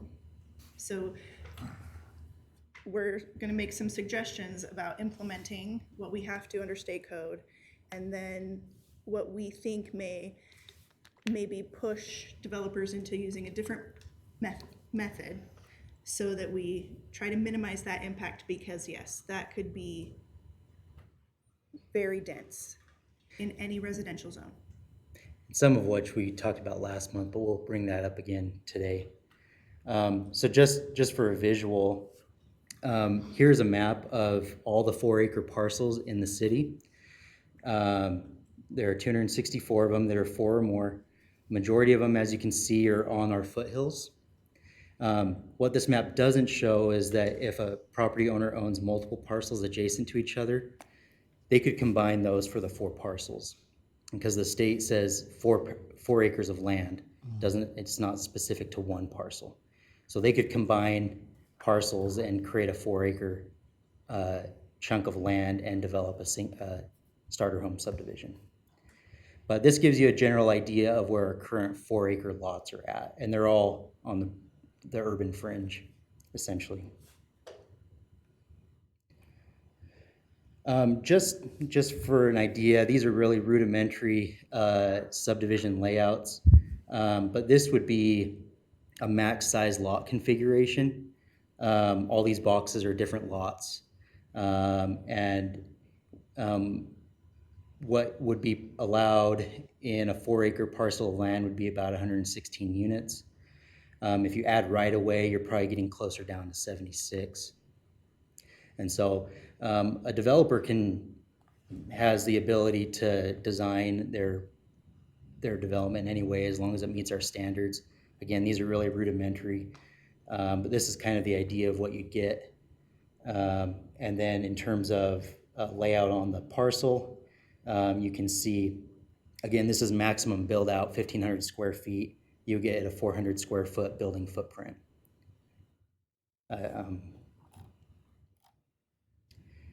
And again, here's a rendition of that. Again, it's just a 400 square foot footprint, and so you could go up and down.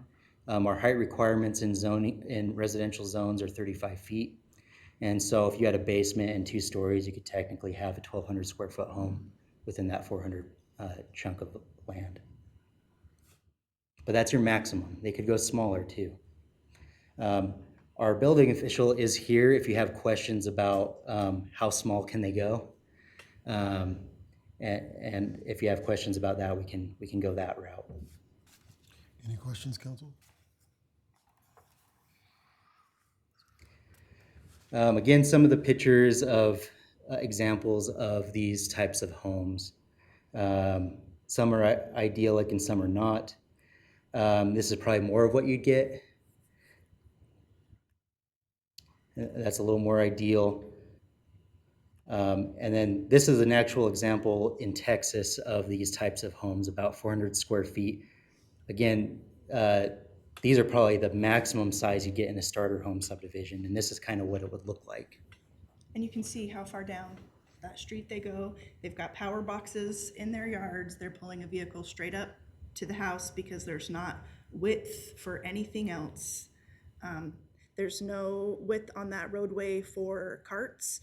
I had a conversation with our sanitation manager this week about a different development application, that if you have a garbage cart, recycling carts, compost carts, you could be 3 or 4 cart per home. There's nowhere for those carts to go.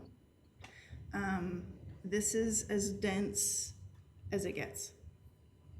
So if you think about the homes on 10th, those are probably some of the smaller homes that are newer. They could be smaller than that. Councilman Swanson. Yeah. How much control does the city have over the style of architecture? So if we've got an infill 4-acre parcel that a person wants to develop like this, and it's Tudor style in that neighborhood, and they want to do mid-century modern houses, how much power does the city have to make sure that the housing is contiguous with the aesthetic of the neighborhood?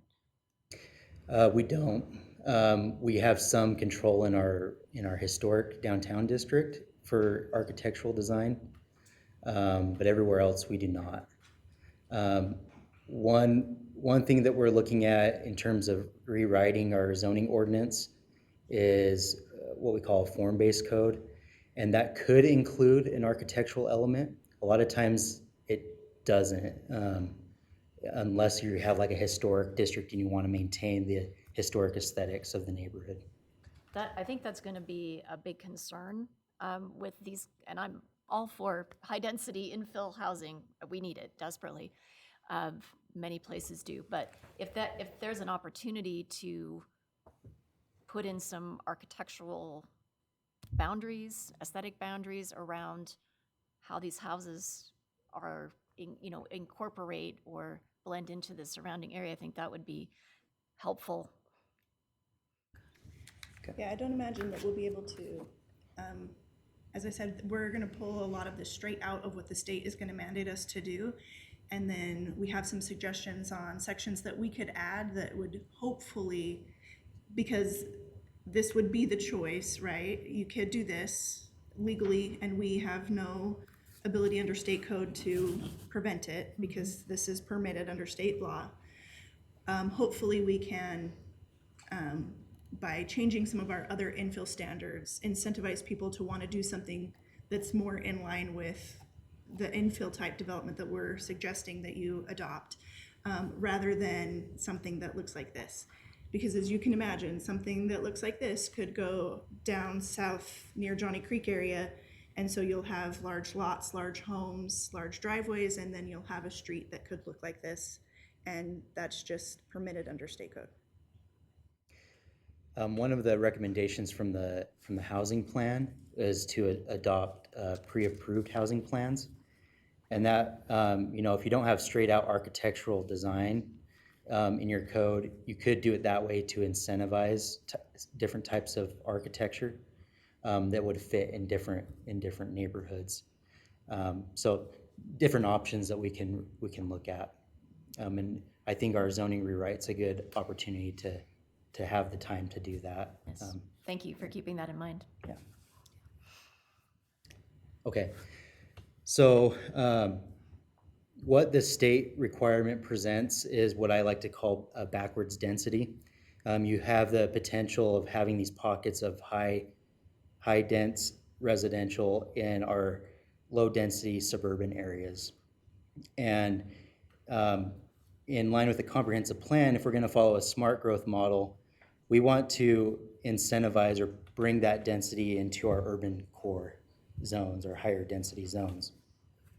And so what we're calling as an alternative for developers to kind of help guide them away from this starter home requirement, for lack of better words, is what we're calling infill subdivisions. Originally we had it just within the starter home section that we're proposing. With legal counsel, because it doesn't meet the 4-acre criteria, we decided to adjust our infill standards, and you'll see that in your packet. So we went into our infill development standards and kind of redesigned that. And essentially what this does is incentivize people that are looking at these smaller lots to go into a place that makes more sense. And so they would need to meet the infill development criteria, which we're proposing here, is that it's bounded on 2 or more sides by existing development, has an elevation less than or equal to 4,600, and what that number is essentially the valley floor. And then it has to be platted for at least 5 years. Our current rule is 25 years in its current subdivided configuration. And again, we're trying to incentivize them to come into these areas. And then again, less than 4 acres because it wouldn't qualify as a starter home subdivision. In this, there is no maximum, so they could go more than 1,500 square feet, but there's also no minimum so that they can match the starter home allowance. So no minimum lot size requirement for these infill subdivisions. Setbacks would be the same as the starter home as well. So is the height requirement, would it remain the same or would we move that? Height would remain the same. In our lower densities, it's 35 feet, higher density is 45. Okay. So again, you could get the same type of thing in our infill subdivisions. But if the high density zone allows townhomes or multifamily, you could also get those. And they would be able to be built with no minimum lot size, similar to what you could do in a commercial zone. There's no minimum lot size or density requirements in that.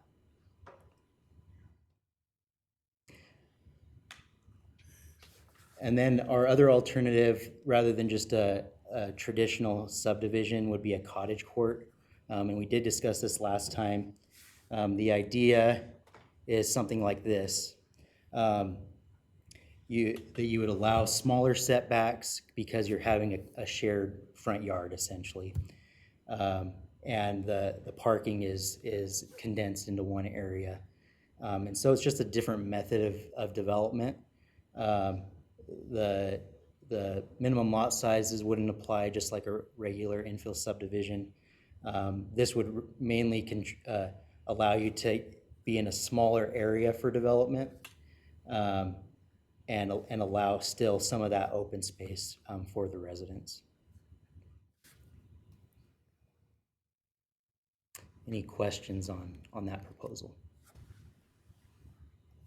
No, sir. I have a question about sanitation, because I think it's a good point, Becky. Is there any way for the city on these starter home subdivisions or this cottage court to require, rather than individual carts, dumpsters in a central, like even that picture has a centralized dumpster? Yeah, I think that would definitely be the direction that we would go. And yeah, the utilities all have concerns. The state code does not discuss utility setup in any way. It doesn't address the conflicts of utilities. Our utility engineer has expressed that a 30-foot wide lot does not necessarily guarantee that we have the separation that you look for in between our utility lines. And so it's going to definitely require some design components on the part of the designers, whether those are architects or design firms, to still be able to do all of those pieces. But the street frontage on a 30-foot wide lot does not provide adequate room for sanitation in any way. And they would still be required to meet all other criteria in the code. And so any development criteria, they would still need to meet that. Utilities, landscaping, parking, all of that. Good morning, Tom Kirkman, Public Works.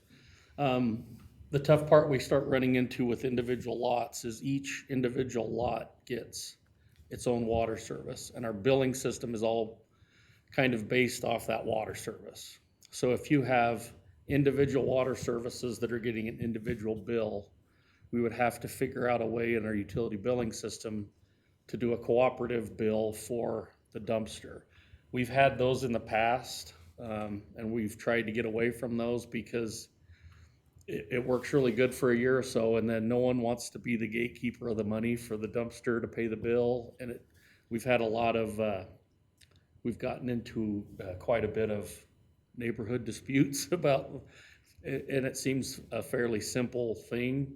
It's just in our billing department, we'd have to make some pretty good changes to accommodate that. But moving forward, that's really the only option. We would have to do something like that.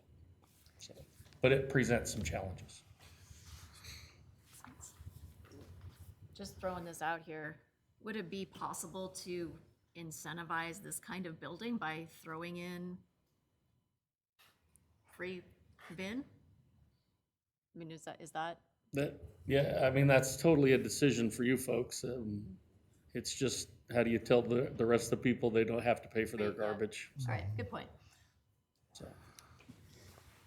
Separate from this, one thought I've had since our discussion, it was about a month ago, right? Jim, do you mind going back to that buildable land one.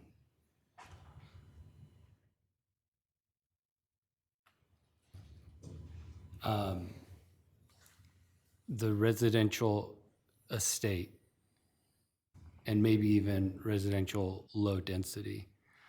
I personally would not be opposed to just taking those out of our code and making everything medium density, single family or multifamily. And now you have, you know, close to 4,000 acres of buildable land where previously a developer couldn't come in and put in a traditional subdivision. Now they could look at doing that. That opens up a lot of possible development for them. I wonder what your thoughts are on that. In terms of that, I still go back to this, that we want to focus our development in the core. And so higher density development, from my planning background, wouldn't be appropriate on the foothills. But that would be something for y'all to consider. I would rather see development, higher density development happen first at the core and then work its way out. And that way you have consistent gradient over time from higher density. And if you think about a history of a city, it will high density in the core, and it is low density on the fringe. If it gets bigger, it just continues to build out in an outward pattern. And so if you're thinking like an orderly growth, this is kind of the pattern that I would recommend, and keeping the fringe lower density, and then as we evolve over time, then stepping up the density as we go. Yeah, and I recognize that, and I don't disagree with you. I just the state law has taken Put it upside down. Yeah, has taken a hatchet to that. So in your T2 rural zone, where I think most likely you're going to have somebody that's going to put in 76 400 square foot units. So to me, it's. And that was our hope of the infill subdivision, to pull developers away from that. But you're right. I mean, even if we have that, they still have the right to do that on the fringe. Mm-hmm. And to me, if we can incentivize, I guess, the T3 type growth in a T2 zone, that's preferable to what's going to be like T5 in T2. So just a thought. And we could definitely, right now we have minimum lot sizes in all the zones. We could reduce those to allow higher density development in each zone as well. And I think as we move forward with our Title 17 rewrite and we go to more of a character-based, I think each of those areas will develop a little bit more of a character-based, but we will still have to incorporate this piece of state code unless our state legislature in their goodwill decides to rescind this or revise it, understanding maybe the impact that they weren't intending. But until such time as that were to happen, we will be stuck with, there is the likelihood that someone will do that in our large residential estate type zones. And we have gotten calls about this frequently. I took one yesterday from a very, very large developer in Utah that I was surprised even knew about it yet, but it is going to have an impact on our community. Well, and I don't want to lose sight of, I'm not a fan of state preemption, but at the same time, I recognize what was at heart and the intent of it. And we have a need for more and more housing. And so if this spurs us to make some changes on our own that makes it easier for a developer to come in and put in a subdivision, then it's not all bad in my view. So I think if we should take this as a spur to action to try and look at how do we make the city easier to build more subdivisions and more housing, because there's certainly a need. Is it going to look like we pre-planned it? Probably not. Yeah. But Not, know. yeah, you'll maybe get more of that than that. So Yeah. I agree that the idea of making it easier for people to come in and create these subdivisions, but let's encourage them to build where we want them to build versus building.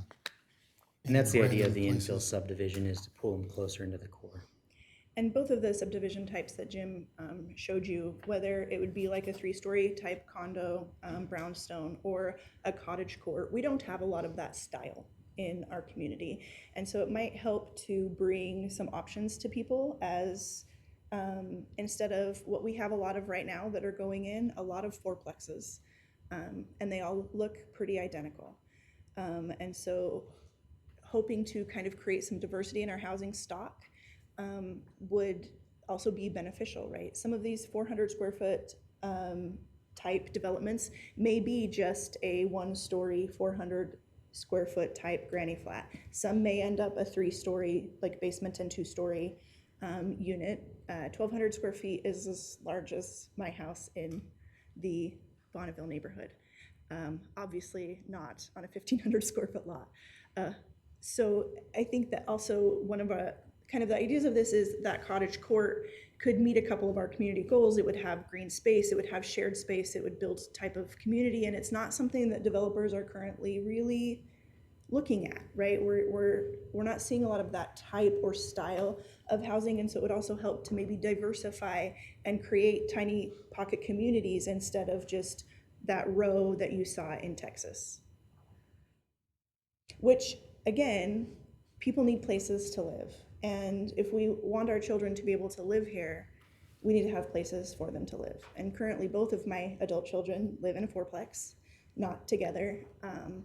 And both of them, their rent is larger than my house payment. But my oldest applied for and was qualified for a home loan and had assistance through Neighborhood Works.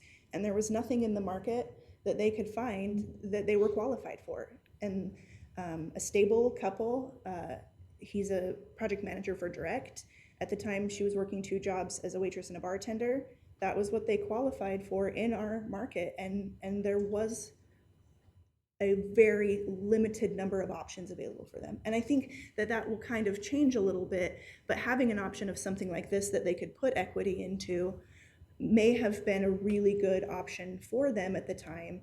And so hopefully we can not incentivize, that's not the correct term, but create opportunities for developers that maybe detract from the option that we're forced to include.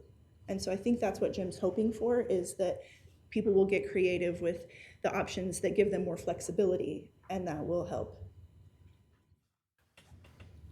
Why is incentivize not the right word? Is there a reason that we can't do things like, your fees for building this kind of development are lower? And if you build it here, it's lower than if you build it here. Certainly.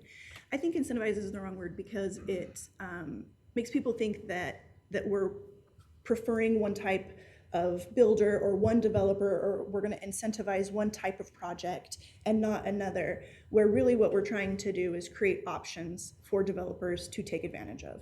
And so I don't know, as your role, you are elected officials. As our role, we're tasked with creating code that meets all of our needs as a community and then enforcing that code. We can't give any type of incentive or preferential treatment. You can, as a council and as a board, but we cannot. And so, as Tom said, if you were to include, say, in a cottage court, your incentive is deferred taxes for whatever, or no dumpster fees or whatever, it does create a lot of options to be maybe exploited. It doesn't create that equity or fairness across all types of situations. And so I think for me, the wrong word is incentive, because that's not my role as a planner. But as a council and elected official, that can be your role. Well, and the only other thing I would say about eliminating the low density in the residential estate is, unlike the state code, we have minimum requirements, not maximum requirements. So in a residential estate zone, as it is now, if we moved that to residential medium density, there's nothing saying someone can't still go in and put in large lot homes. But at the heart of this whole problem is the laws of supply and demand have gotten way out of whack. And this is kind of a very aggressive move to put those back in order. And so if at some point there's a big demand and not enough supply for large lot homes, somebody's going to go buy up land and build those. But I just think one of the ways we can really look at incentivizing, creating opportunity for someone to build something that's not the super high density way up in the foothills is to lower those requirements a little bit. In So, our other two zones? Sure, Yeah. we can look at that. Oh. I was just gonna ask you, Brent, with your experience in this industry, what are your thoughts? And maybe you were just about to share them. Yeah, I was. Something that I don't think we should lose sight of here is basic quality of life. I mean, when we have these super dense developments with no open space and no amenities, I mean, that's not going to be good for anybody in the long run. So I think we really need to have that at the forefront of our attention. And that would be one benefit of that cottage court, because it's tied with an open space requirement. Again, that's just one of the many options that we're proposing. But I see that as a benefit and a selling point for people, that you could choose this and have more room. Great, thank you. Any other questions, council? Okay. Other than that, the only thing that we have in response with our,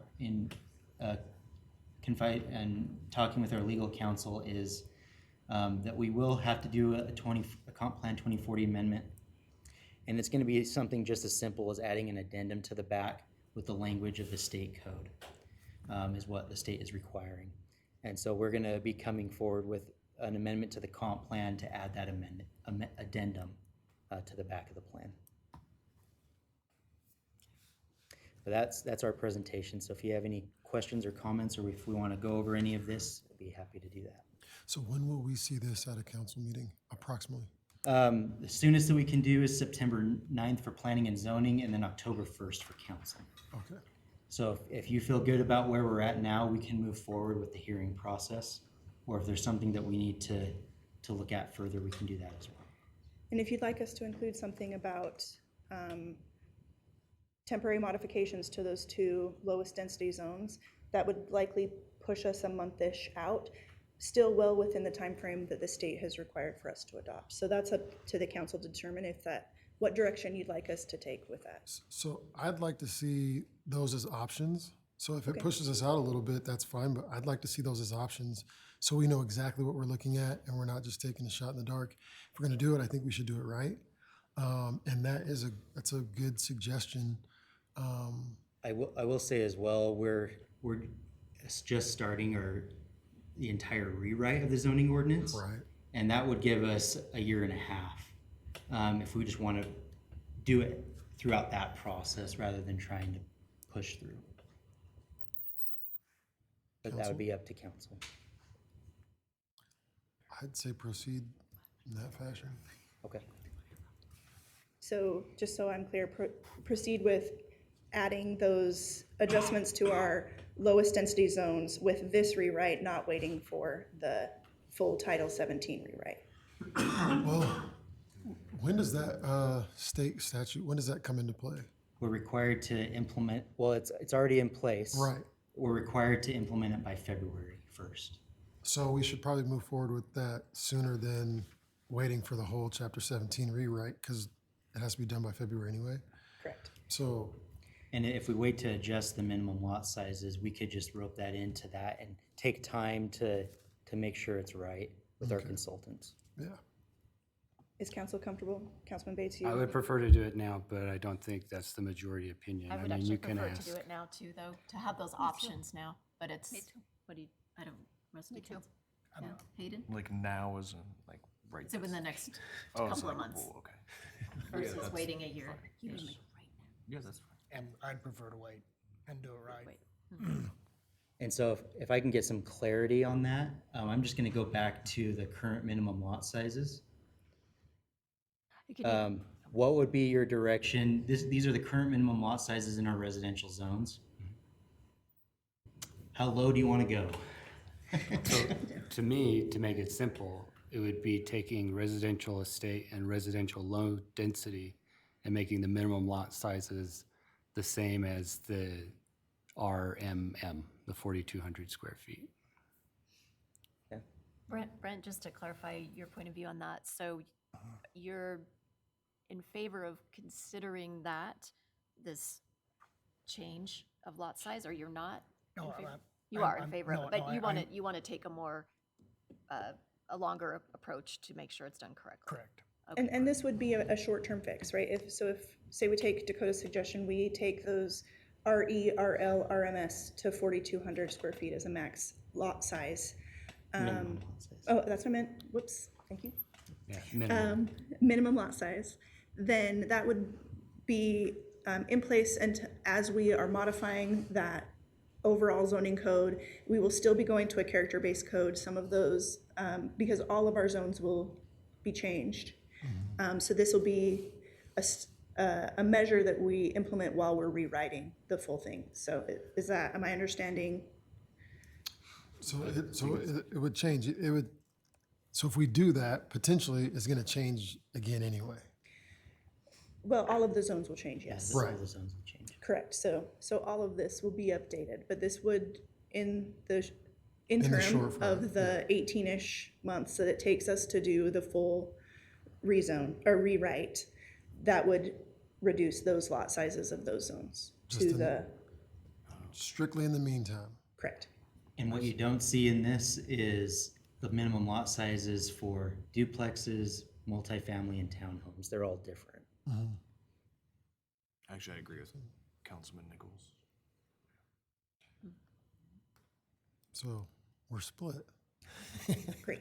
I don't feel super strongly about it. I think the idea is to at least, maybe there's a compromise here where we get just a preview of this in the next couple of months. We can kind of talk more detail about the pros and cons of this, because I think it's worth considering. Sure. Maybe that would be my request, but maybe not have the final. Yeah, we can move Decision on it forward for with a the while. subdivision changes, and then we can bring minimum lot sizes to next month's work session if that's a good direction to go. That's a great direction, let's go that. Sounds good to me. So we'll move forward as presented and then just bring minimum lot sizes to you Yeah. at the next work session. Great. Thank you. You. Council, how do we feel about taking 10? Great. All right, so let's actually make it 8, and we'll come back at 11 o'clock. To our city council work session. Oh, wait, we gotta wait for Shani.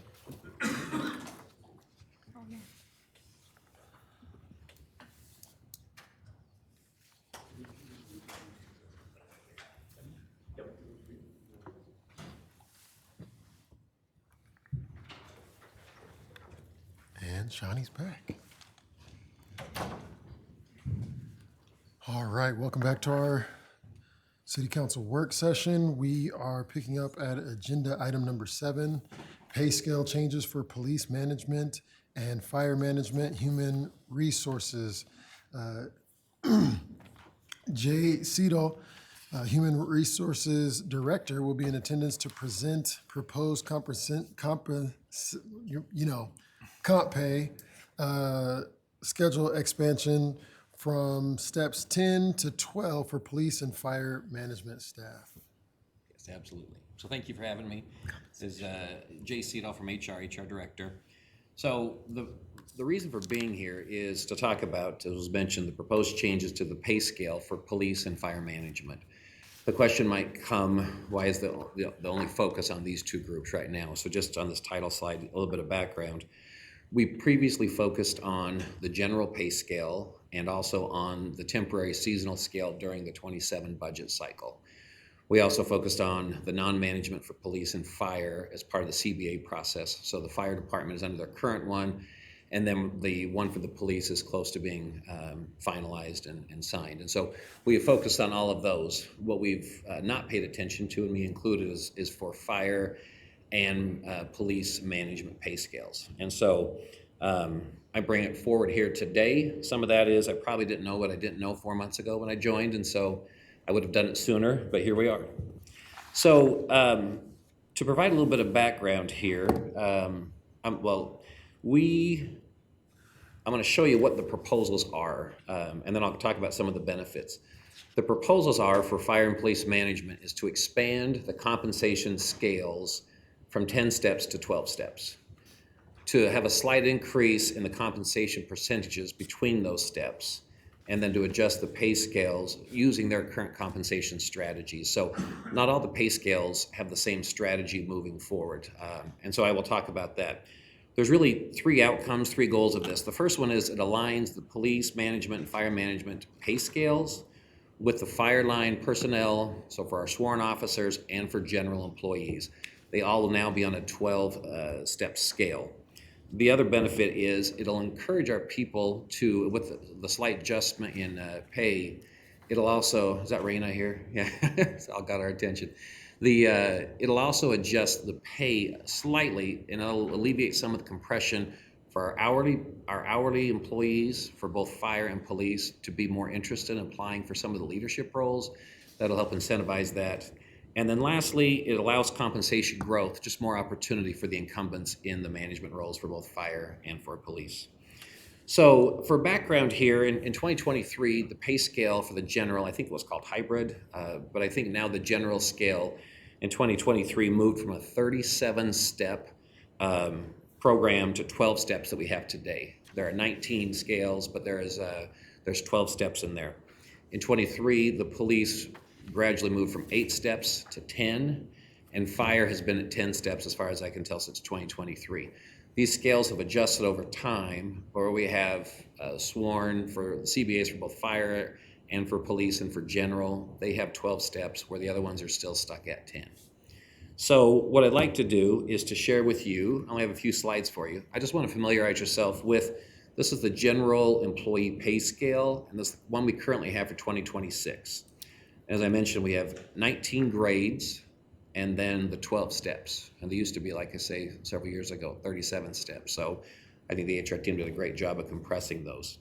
The philosophy between steps 1 and 2, all the way up to steps 5, so there's an incremental increase of 3.5% increase between those steps.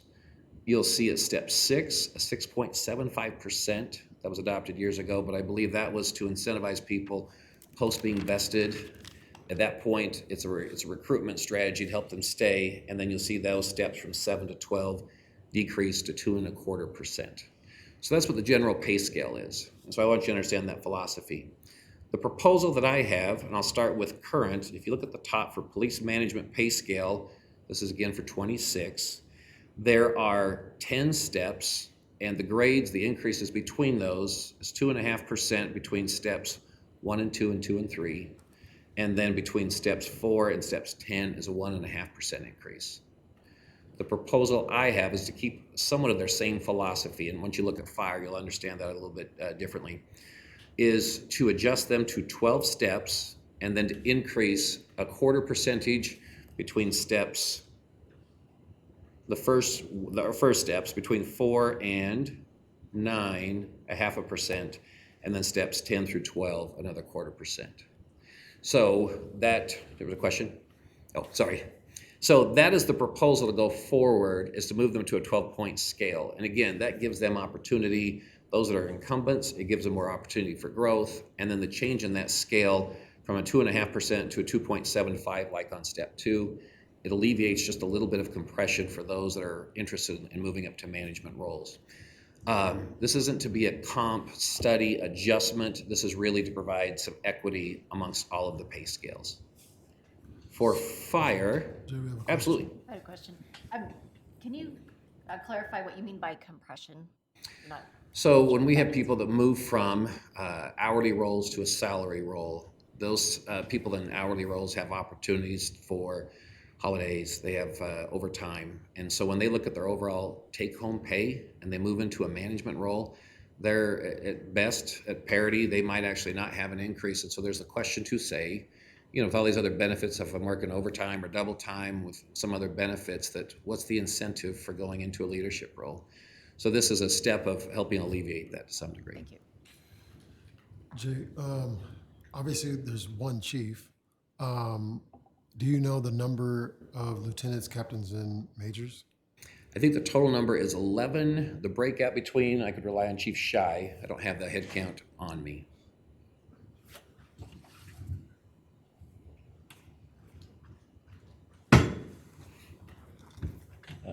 Council, Chief Roger Shy, Pocatello Police, we have 6 lieutenants, 3 captains, 1 assistant chief, and 1 chief. And then for fire that we'll get to, I think there's a total of 4 that are impacted. I think we have another question. I just had a quick question. So on this scale, is there anyone who's reached step 10 on the current scale? No. No, okay. So when we talk about compression, how close are we within percent on that compression issue? From moving up from an hourly to a salary, I don't have an exact number, but there will be an increase to move from the salary, for hourly into salary. But we have people that, like I say, if they're taking the overtime they want, they could make more than a salaried role even today, and that still could be that case. Please. So in our current contract, a detective sergeant, a topped out detective sergeant, and a topped out lieutenant are within 40 cents of each other. And when you look at the responsibilities of a lieutenant who's on the management team versus a sergeant who's working with line staff, you have an increased responsibility as a lieutenant, and it's like the juice isn't worth the squeeze. I'll give you an example. Last year, I had 2 lieutenant openings. I had 2 sergeants apply. So in comparison, hourly versus salary, who's in charge? Because a lot of it is like overtime, holiday pay, so on and so forth. Great. Who is responsible for how this person accrues this overtime? Like, so it's like, hey, yeah, you schedule for, let's take 40 to make it simple, right? At 42, 43, 44, they're starting to get overtime pay. Is there a certain thing in place where it's like, hey, we're trying to keep you right at the 40, or is it just, we need you, so you work that 50, 60 this week? There are circumstances that are out of our control, like for court time. Sometimes when we need them for staffing, and all of that overtime is approved through the chain of command, through the sergeant and the lieutenant. Okay. And then my assistant chief monitors everybody's timesheets like a hawk, and make sure that all that overtime is authorized. Okay. So there's several layers of leadership, and that's one of the things the lieutenants and the sergeants do on a regular basis. Thank you. So how is this going to impact, if at all, our union contracts? So it's a good question. So the 2 contracts, so the fire union is in a 4-year, and I think we're on year 2 of that. The current CBA for police, I believe, was just recently approved. I haven't had the official word, but I know they're in review of that contract, and it should be to the council soon. I don't think it has any impact on the CBA at all, because that's already been decided and aligned with those 2 groups. Anything else to add? Yeah, I've spoken with the union president in reference to this, and he's in support of this because it helps out with our succession planning. I know that was a question that got brought up during our budget presentation, was about succession planning. This actually does help out with succession planning. So when we get those people promoted to the rank of lieutenant, we start training them how to operate the department. Okay, thank you. Okay, so let me move on to fire management. Thank you. Fire management, if you look at the top graph there, I'll say there's 4 individuals that will be impacted. They are at a 1 through 10 step growth as well. Propose we move them to 10. If you look at their increments of pay changes between steps, I'll come up here to police, and you'll see there's a pattern there. When their pattern it made sense. I look at this next one, and I don't quite understand the history of that. I tried to apply the same logic of changes to compensation to police and fire, and it negatively impacted the fire management scale. So what I did for this scale itself was to take their current philosophy of step 2 is 2.5, step 3 is 3.51, and you can see what the finals are, is to increase them by a 0.25% as well. So there's equity between fire management and police management with these proposals, is it gives them, fire gives them 26% growth between step 1 and step 12, and I think it's a little over 25% opportunity for growth between their steps 1 and step 12. So Fire management, police management have some consistency opportunities between the two. So I want to go back to Councilmember Nichols' question. With these adjustments, do we have to reopen these contracts? So these are not positions that are covered as part of the In the- CBAs for okay. either. Yep, they are outside of the CBA. The cost, and so you ask again, we did this, I use fiscal 26 data. The ultimate cost for this, and I've talked both with Chief Shy and Chief Grow, would be the annualized cost and compensation, or the accounting group looked through this, is a $22,492 change for, again, applied to this year. And for fire management, it's an annual $8,047 change. Both fire and police said those are numbers that they could absorb into their budget, and then they would put those in permanently with their comp changes for the 28 budget. I'm in favor of this. I've received feedback from both unions that this is a real problem, that we have a hard time incentivizing the jump from hourly frontline to management. And yeah, I think we do need to incentivize that for succession planning. So And in it addition, makes sense to me. And in addition to that, I appreciate, in addition to that, we're still looking at, we've requested data from other cities as more of a comp review. So this is not to be a thorough compensation review where we have, complete equality and say, hey, these are all the same. This is about looking at our current scales and trying to match them with other scales and having consistency within the city. And so that was the purpose of this. We'll continue to work on an overall comp comparison and present that to the council at some point, just to see how we are, outside of the city limits. Jay, do you mind, can you explain again, is there a reason we can't make the fire scale consistent? The percentage jumps, it is goofy, like. It is goofy. Like, So why can't we make it like police? So explain that again. it's a good question. If you apply the same logic, you take out step 3 of that 3.76, or even the current one at 3.51, and you replace that with what, maybe 2.5, it negatively impacts the group as it is. Okay. And they don't catch up into that until close year 5 or year 6. And so I would like to make it consistent, but considering timing and not to be a total comp overhaul, I figured this was the best one. I don't understand why it was that way. In my research, and even talking with Holly, who's been the longest person in HR, we just don't understand what the philosophy was. So it's something that could be addressed in the future. Oh, absolutely. Yeah. I think it's strange myself, but I don't understand why, so I won't be critical of it. Yeah. If the council agrees to approve this, then when would this be implemented, or when's the target date? So it would be effective, our plan, once we get it to city council and have it reviewed and hopefully approved, we would make it effective at the beginning of the fiscal year. We would try to align it with the rest of the fiscal year. So October. Okay. Any other All right. questions? Well, we'll move forward with what's proposed. Okay. Thank you so much. Thank you, sir.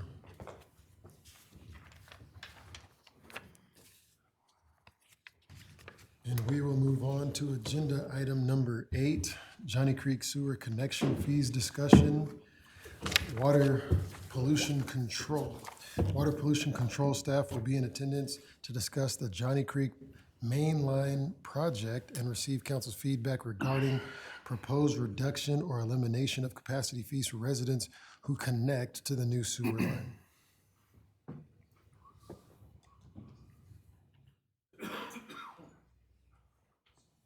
I should get applause for that, I think. Good morning, council. Thank you for your time here. The first thing we want to, it's not a connection fee. The city does, Sir, what's your name? Oh, I'm sorry. Levi Adams, Superintendent for the WPC Department. The city does not charge connection fees. These are capacity fees. And so a quick overview of what capacity fees are is it's the new users, the new connections, buying their share of the capacity within the treatment system and the collection system. These are one-time fees based on when we've had them calculated through our rate studies that basically these people are buying their share of what we as ratepayers have already paid into it. You know, our rates that we pay monthly pay for the cleaning of the wastewater, and it also pays for the infrastructure that we are upgrading. And with that, you can only use these fees for certain things. One of the cleanest ways to use these fees are to pay back our debt. And so that's what we've been doing in the past, is we collect these fees, and as soon as we get enough saved up, we make a debt service payment. And so like I said, you cannot use these fees for O&M, you cannot use these fees for new construction or new upgrades. It can only be used for what is already existing, because you're paying for what we have already paid for in the past as rate users. And what we have going on right now, and here's a quick view of what these are.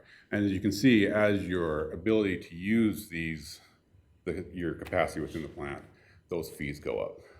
The average home is going to have a 3/4 or 1 inch line. That's the normal residential home. All the way up to 3 inch. Anything above that, 3 inch is usually a major industry, and those are all calculated on an individual basis, because usually there's more to it than just the water flow. There's some other constituents in the wastewater, so we need to calculate those individually for each case. And so what we have going on right now is we have the construction project going up Johnny Creek. It's the first phase of many to try to get city sewer up through that subdivision. There's 180 homes up there approximately that are on septic tanks up right now. And so we have the first phase, which has been federally funded, to get just slightly short of a mile of main line ran up Johnny Creek Road. And we are beginning to get inquiries from homeowners on Johnny Creek. How do we connect to this sewer line? How is, what is going to happen? Well, first off, we need to get the line in. So, and secondly, we need to understand how are we going to charge these homeowners these capacity fees.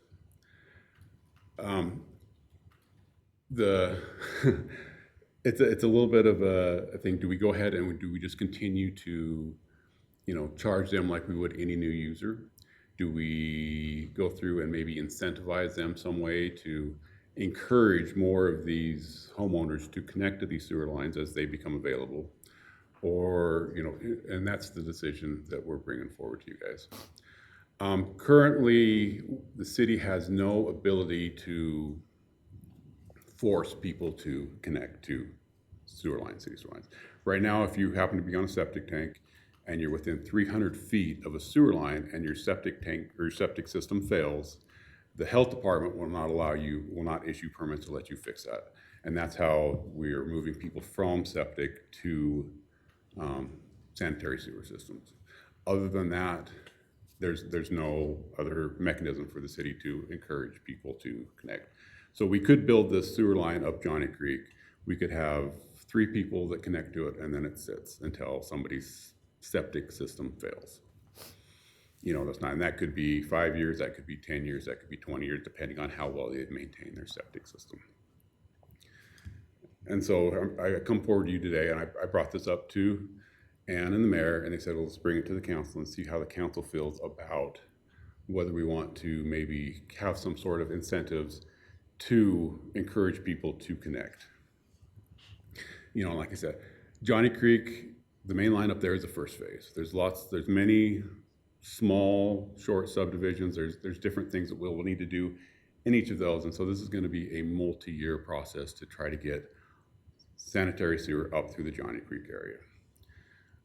Right now, like I said, the user rates, it's approximately $5,000 per home to connect right now for new users. With the 180 homes, that's about $900,000 in rates. But obviously, every year the rates go up. It changes, with our increases that we bring forward to you guys every year with the budget. And so that's kind of where we're at. And like I said, there's limited uses. If something was to happen to these rates, it's not going to affect the O&M of the plant. I mean, that's what our rates are for. It's not going to affect their ability to pay back. It's just, with this money that we can make those debt service payments, that just frees up other money to do other expansions within the system. And so, the idea seems like a good idea. Hey, let's help encourage these people to connect to the city sewer, but what is the broader effects? We have a lot of land that we've annexed into the city. How are we going to treat those people that have annexed in other parts of the city to move from septic to the city sewer? How is it going to be for all the new subdivisions that are coming in? Are we going to, those people need to pay their fare, or is it going to be that? So that's the questions that we bring forward to the council and are looking for some discussion and some decisions or ideas to move forward with that. So when we talk about elimination, obviously that zeroes it out. Yeah. But when we talk about reduction, is there a certain percentage or number that you're looking at? I'm trying not to bring any opinion into this because this is, like I said, we have the rules as city staff. We follow those rules, and that's kind of a decision for you guys. Something that might be able to happen is you might be able to, let's say, remove. If you go back, you'll notice that this fees are brought up into two different sections. There's one for the treatment plant and there's one for the collection systems. Maybe we remove the collection system portion of it. We keep the treatment plant portion. Maybe you divide it in half or a quarter, or there's several different ideas that you could come up with. That's why you guys get paid the big bucks, right? We know it all. Mr. Mayor. Council, any questions? Nichols? So presently, how do we handle this, say, on annexations? We have a homeowner that's been annexed, he's on a septic, it's working just fine, but he wants to be a good citizen and help protect the aquifer and wants to hook onto the city system. Do we charge him? We do. We charge him the full amount of the capacity fees. And then he's also responsible to pay for the connection to it. So a private contractor would come and connect from his home to the city main line. And it's all of the building permits and the right-of-way permits and, all of that stuff would still be in effect as well. Councilmember Bates? So Levi, the 300 feet, do we know as we are building this main line, are there going to be any homes outside of 300 feet of the main line? There'll be several, because like I said, this main line is running right up Johnny Creek proper, right up through that road. And then you have all of those small spurs off of that. There are, like I said, there are a few homes that are like 300 feet, but it's prohibitive to get through because it'd have to be like through the neighbor's property or, a roundabout. And so those homes would be difficult to serve until we started running down through some of those subdivisions. But for the majority, it'd just be the people that are living right on Johnny Creek Road itself. And for now. What's the average lifespan of a septic system? Is that pretty broad? It is pretty broad. It's like anything, it's how well you maintain it. Mm-hmm. If you do a good job of keeping the tank itself pumped out and your drain field cleaned, you put the right amount of microorganisms in your tank, a septic tank can run 50 plus years if it's done correctly. Or if you don't do anything and everything goes down the drain, then it could fail in 5 to 10. Mm-hmm. On average, from what I researched, on average, about around 20 years as the average. But we've had residents asking. We've had residents, as soon as this started construction, we've had 4 or 5 residents pardon me for stumbling over my words, specifically ask, hey, what can I do? What's the form going to be? And that's kind of what spurred this on is, hey, what are we going to do? Are we going to help? Because I don't want to go through and charge these guys a full capacity fee when they're ready to go. And then we come back and say, hey, just kidding. We're going to give everybody else a break. So we wanted to bring this forward before they had the ability to connect right now. So let's say that we waive the capacity fee completely. What other charges, if any, would the homeowner have to hook onto our system?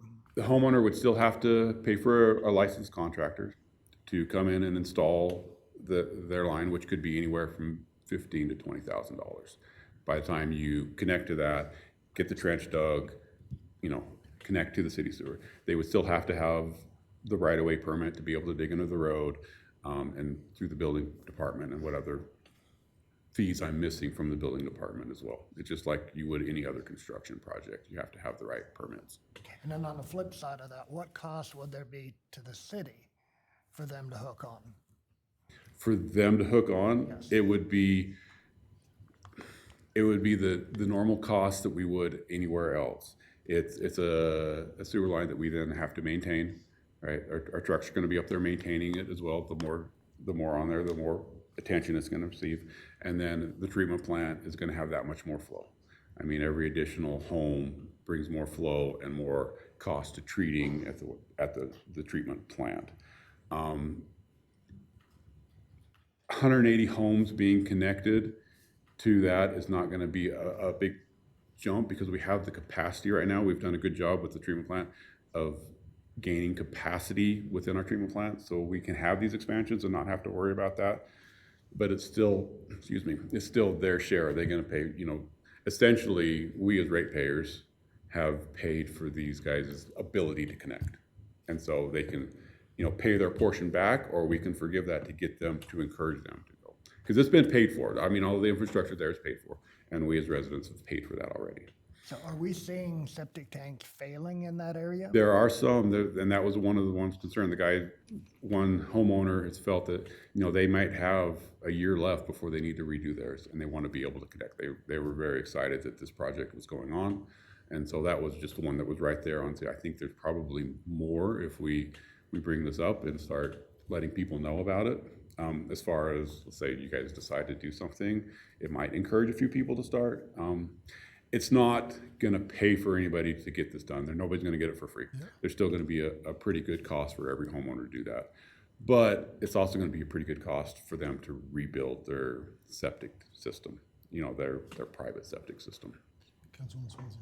Is there a precedent prior to this for allowing these kinds of incentives for? Not really. Current, okay. There's nothing. Everything is such a small one-by-one basis. Discussions were had, hey, you know, when we started annexing into, you know, out into the county, are we going to be able to maybe give these guys a little bit of a break as well to encourage them to be part of the city and connect? Nothing was ever done. I mean, there was nothing more than preliminary discussions on what would be the idea. So in previous situations where we run main lines to folks that have a septic system, what has been the percentage of willingness to connect onto that system without incentives? Well, most people don't want to put the cost up front because their septic system's running. Well, why would you want to pay that amount of money if you already have something that's working? Yeah. And so there's been, you know, it's after the fact, once it's failed, there's really hasn't been too many issues with somebody, okay, fine, I'll connect instead of having a septic tank. Nobody wants to pay a water and sewer bill if they don't have to, but it's, you know, it's still minimal compared to, you know, you still have to pump out your septic tank. You still have to maintain these things. And so the cost is probably a little bit cheaper on your septic system, but the reliability of not having to worry about that, in my opinion, outweighs that. Okay, so there's not a precedent for incentivizing connection to a main line. And then regardless of this fee, that we're discussing right now, a homeowner would have to come up with 20,000-ish typically? Those are some numbers that might be a little bit high, but having seen people that have had their lines failed and a contractor has to come in and fix their service line to the city, you're looking at $10,000, $15,000, $20,000. It's not cheap. So it's not just this fee that they are paying to Right. suddenly be on the sewer system. They have to pay a whole lot more. They will have to pay, yeah.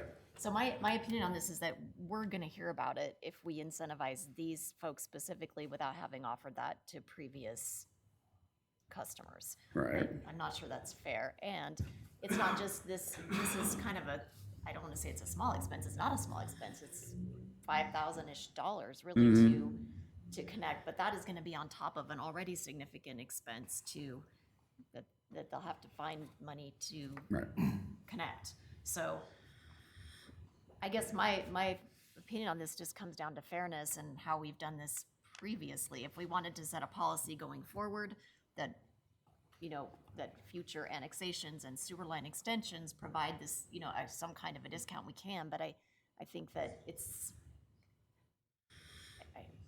a little bit dangerous to just give that one incentive to this one particular neighborhood without having done that prior. And I agree. I think that's why we're having a discussion as to what, you know, what everyone's feelings are on this. Councilman Paulson.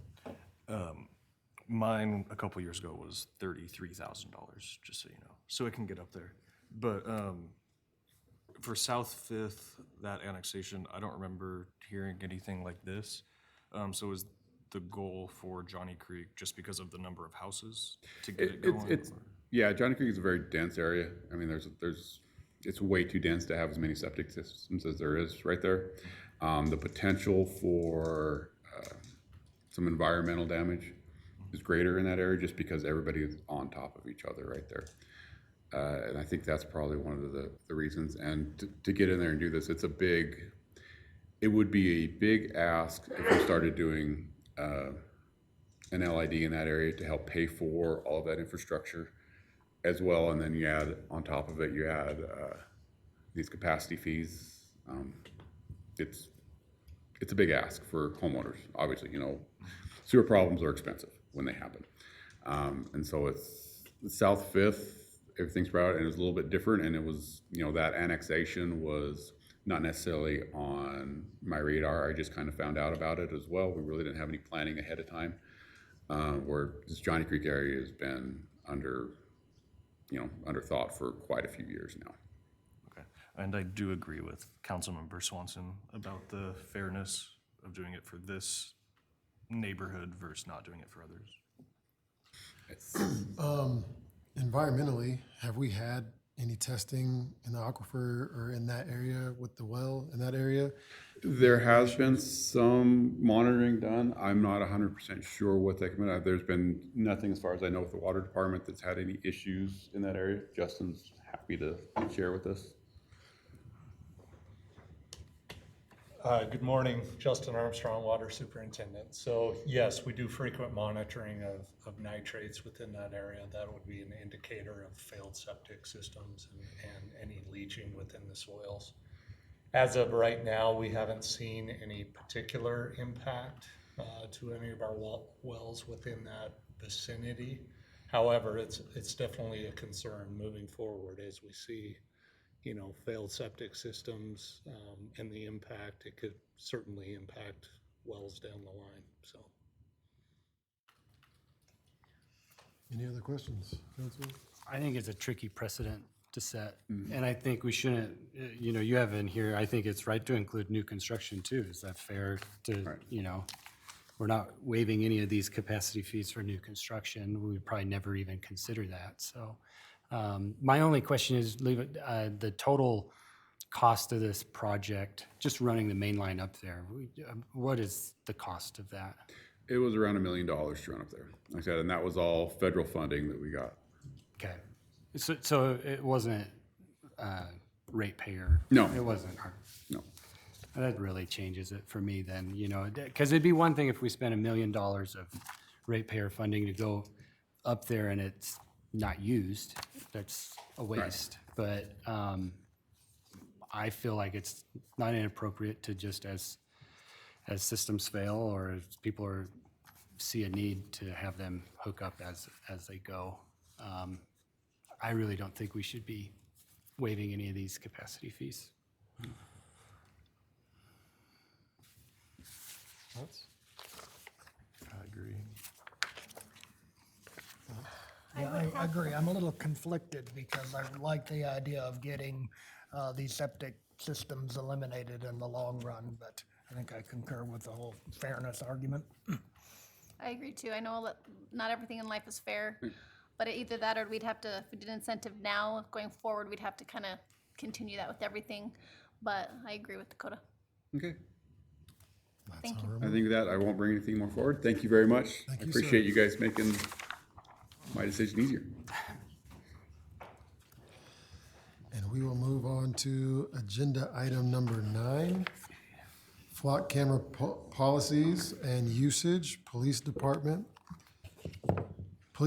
staff will be present to discuss and receive council's feedback about Pocatello Police Department's flock camera policies, procedures, and usages.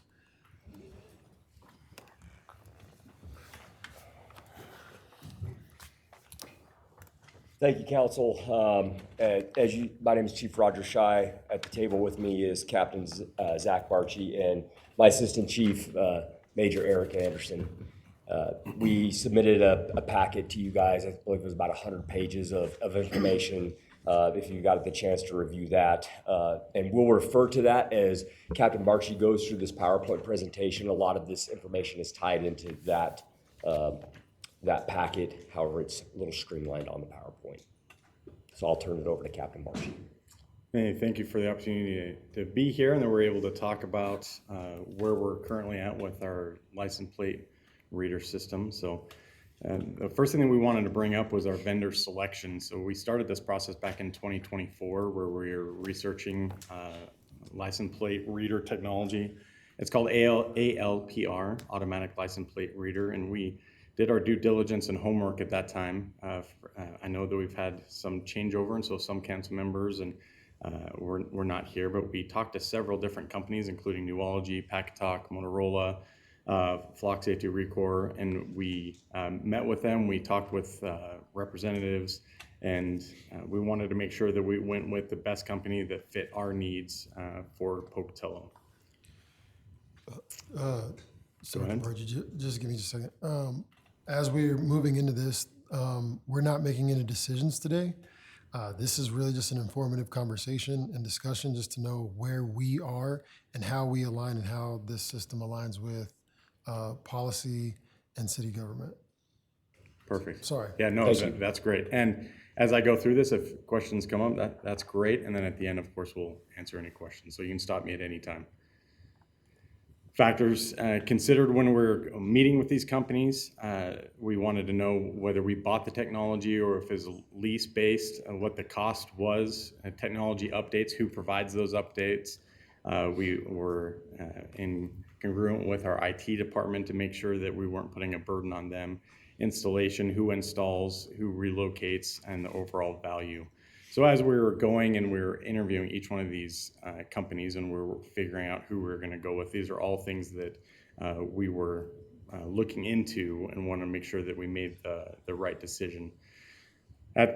We decided to go with Flock for a lot of those previous decisions. It was lease-based model, so it was their cameras, but they would also update the technology and they would install the cameras, making it better for our installers and for IT. And then we also felt that they fit our overall scope of what we were trying to accomplish.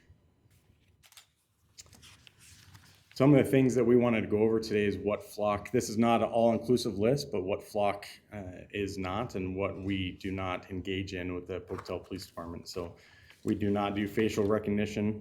We do not identify the driver with these cameras. We do not track cell phones. We do not issue speeding tickets or red light ticket citations.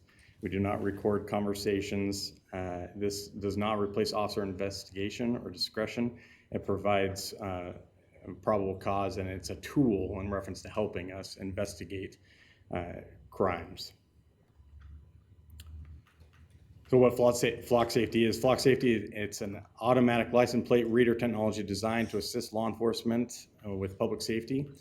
And I have and later on the slide, I have a picture that shows exactly what you're looking at when we do a read. And so I'm kind of get there, but it helps us in reference to develop investigative leads. And it's a tool, like I said before. It's not a replacement for officers, and it's a force multiplier. So it gives us the opportunity to locate these vehicles. So hold on. So when that force multiplier up there, and this has been a conversation that we've had with council about, and I believe it was Councilman Nichols that asked this question about our staffing levels. I think that might have come from Councilman Bates as well, and probably all of you. But it was like, do we have enough policemen? And the answer we talked about then, we are maximizing technology to be more effective and efficient. And we're able to keep our numbers where they're at as we continue to annex and as we continue to get growth down south and up north, that we are able to keep our numbers where they're at because this is a force multiplier. Instead of sending officers to go to different locations, we're able to access the technology and see where those vehicles have traveled. And so that being the force multiplier, I'm comfortable with where we're at with our numbers. This technology provides information for officers to gather information and data and continue their investigation. And it's interesting enough, our very first success story that back in 2024, when we got the flock camera system, we were investigating a hit and run accident, and it was on the overpass, and we looked up the flock camera, and not only did it capture the vehicle, but it actually captured the incident. It captured the vehicle hitting the other vehicle, and so it gave us a perfect image of that crime as it occurred. Well, can I ask you this? We have traffic cameras throughout the city. Yeah. Do any of those traffic cameras did any of those traffic cameras pick up that same incident? No. Okay. Councilman Nichols. So it says, that you identify vehicle characteristics such as make, model, color, and other distinguishing features. What does other distinguishing features read? I mean, what all can they read and ascertain? Well, some of those features include, you can put if it has a roof rack or a tag in the back, or you can try and come up with things like that. So an accident is a great example for this, right? Oftentimes we'll have a hit and run accident. Someone said, hey, it was a red car that had a roof rack, right? And so that gives the officer the ability to say, hey, I'm investigating this hit and run accident. It was a red car that left the scene. It had a roof rack, so they're gonna input that in the system and see if anything comes back. And then when it does come back, that just gives a lead, a detail for us to continue our investigation, to maybe go to that house and say, hey, were you in the area of 2nd and Benton, right, during this accident? It also, like, if people that have bumper stickers or stickers on their back windows or on their bumper, things like that, those would be distinguishing marks that we could plug in there. So could you search, say, somebody left the scene of an accident and had a Save the Whales bumper sticker? Can you search Save the Whales? It would be very hard to be that particular, right? As technology continues to evolve, I mean, maybe someday we'd get there. We're not there yet. No. But the sticker itself, we could put bumper stickers on there, and that would be something that it would help provide that search to narrow things down. And do you need a license plate to do the search? So you can do the search if, like in this case with a hit and run accident, right? There's no license plate because you have a witness that said it was a red Ford with a roof rack, right? And so you can put that information in. It will give you a wider range. It's much easier if you do have the plate itself. As well as a date and time. We can narrow the search down based off the date and time too. And then it would give you like all those vehicles with characteristics within that date and time range. Great, thank you. So one other question. So generate investigative alerts for vehicles of interest. Who generates these alerts? Does the system automatically generate an alert from outside sources? Is that internal out to all of our police? How does that work? So when you're talking about generating an alert, if a stolen vehicle happens and we put it into our national database, it's called NCIC, National Crime Database. So say someone's vehicle gets stolen, we put it into that database. If it goes past a reader, it can alert to officers that have received training through the system and have access to those alerts that says, hey, this red Ford bearing this plate is in this area. And so we know to send officers to that area to confirm that that vehicle is stolen and to stop it, to get that vehicle back. The same thing with national NCMEC is what we call the National Children and Crime. But when a child is like stolen or abducted, right, we can put them in a system, and if we have an Amber Alert or a missing system, that'll be alerted in that national database, and it helps us locate either endangered or missing people. We put the alerts in there. We do it based off our investigation. I'm looking for this specific vehicle for this specific reason for this specific crime, and that's the alert that gets inputted. Law enforcement specific.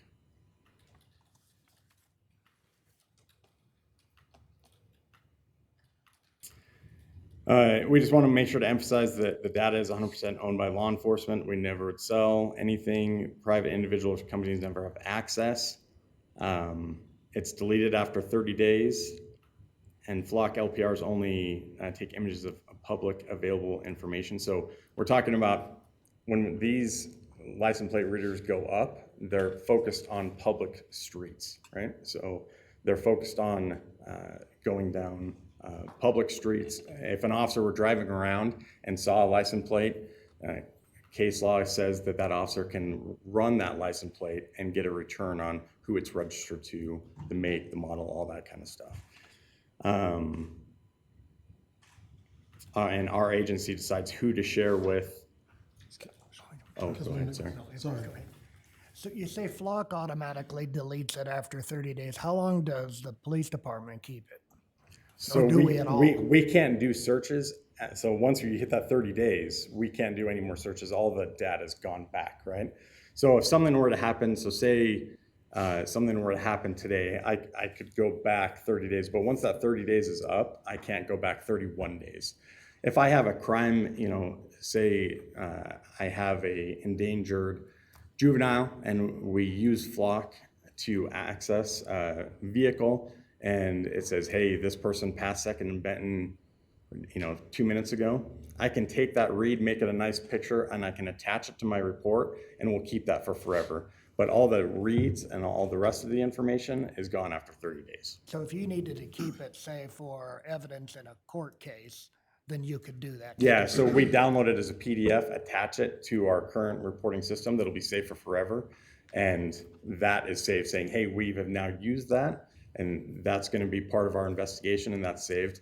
And we don't worry about what stays in the system. Or then if it gets deleted, that's fine. It's what's called documents of evidence. So no different than if we go on a shoplifter and the WinCo provides us with a receipt and we make a copy of that receipt or put the receipt in the documents of evidence. It's just documents of evidence that go to court. Great, thank you. So I want to back up to something you had said, that no, I guess, probable cause is needed to run a license plate.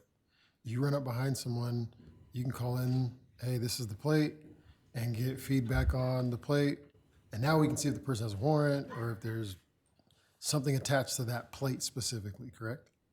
Correct. Yeah. So if I'm behind a vehicle and I see furtive movement in the vehicle, or hey, that looks like the person that we've been looking for on this warrant or on this incident, I can run the license plate.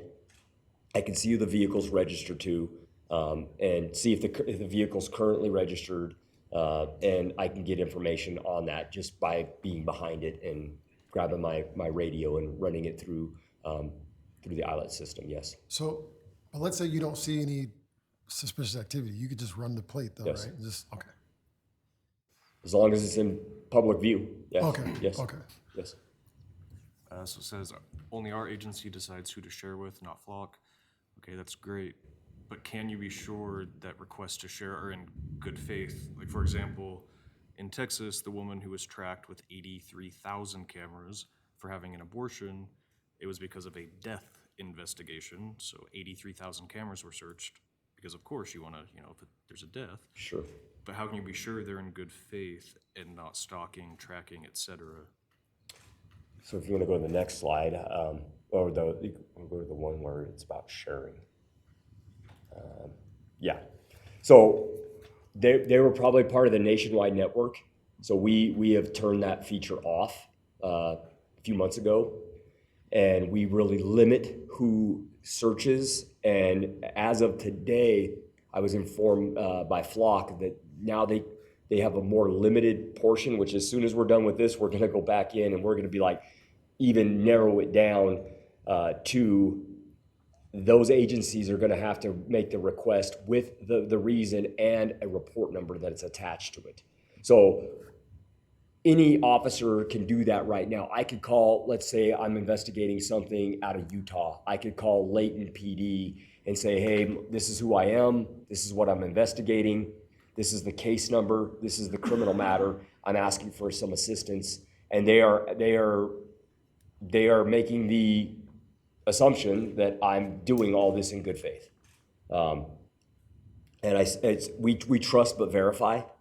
And so we will verify things. But the thing is that if someone were to do that, we have to rely on them being a police officer that swore an oath. And they're living that oath. If we find out otherwise, then we will navigate that differently. But there's some trust that comes into that, yes. I believe that's kind of the root of the question is, are we trusting other law enforcement agencies? And the answer is yes. Councilwoman Swanson. Yeah, if ICE calls you and asks that same question, are you at liberty to decline to share that information, or are you beholden to do that? If it's just for immigration purposes, we have searched 0 times for just immigration purposes. Most times ICE calls us, they have something criminal tied to it, like this person has a warrant out for their arrest for whatever the case may be, aggravated battery or domestic battery, then that's a criminal matter. That becomes a criminal matter. And yes, we can search for that, but in fact, we shut off our sharing. The only national people that we share with are the NCMEC, the National Center for Missing and Exploited Children, and the FBI, and a lot of that has to do with the data center. So we shut ICE's access to our system completely off. They would have to call and do an agency assist, and we would make a report of that agency assist, which would explain the why. Like, hey, we've been looking for this person, they're involved in a homicide, and that's why we're searching for them. Thank you. Councilmember Nichols. So do our regional partners have to call, or can they just log onto the system and find the red truck with a roof rack? So the regional partners right now can, if they have access from their cameras, they can log on to ours. What we're going to do as of today is we're going to make sure that they have to put in the crimes within, that it follows within what we're doing, that they have to put in within these crimes, and that they have to put in LI, and that they're following the same guidelines that we have. But they don't need to call you and get your permission. Correct. They can just put in a reason to log in and get the information. Correct. And likewise goes for us. And I'll give you a great example. Yesterday, we had a ATM burglarized on Yellowstone. The officer, I was in the office, our street crimes guys were looking into this. And so they accessed Idaho Falls cameras and found the suspect vehicle in Idaho Falls. And we immediately called Idaho Falls, said, hey, this guy is in your jurisdiction. Here is where he's headed. He's headed northbound at this date at this time. And here's the vehicle. And we didn't call IF to get permission. We have permission from them, much like they have access to other cameras where they found a 13-year-old girl that was kidnapped for sex trafficking, and they were able to find her and bring her to safety. So no, they don't need to call. If it's an agency, like let's say that's not a regional partner, like let's say it's somebody out of Florida or South Carolina, then yes, they are going to have to call. They're going to have to call and give us specific reasons that we would generate an agency assist report. But the regional partners know, because a lot of that has to do with time, like somebody's running drugs, or there's a recent robbery or burglary that has happened, and they have access to those for the regional partners. So who are these regional partners, and how many of them are there? I think Flock says they have, 6,000 plus entities they deal with. So how many are we talking about generally? We're talking everybody from the Western United States. And the reason we did Western United States is because we sit on a major pipeline, being I-15, I-86, and Highway 30. That's why we are a high-intensity drug trafficking area, and have been deemed that by the DEA because of just on where we sit for not only drug trafficking, but human trafficking as well. And we've used this for human trafficking cases that our street crimes have worked recently with Idaho Falls, and then going up and down that I-15 corridor. And it usually starts in the Phoenix area or San Diego area, and then those things work their way up the I-15 corridor. All right, thank you. Yes. Councilman Bates. So Chief, you kind of answered it. I just want to make sure I'm very clear, because the briefing that you gave us said that nationwide access information was disabled. Yes. The information from our cameras is only available to our regional law enforcement partners. But when I reviewed several of the audits that were included in the agenda, it said, quote, our cameras are queried daily by agencies nationwide. And that is because we we did that within the last 2 months.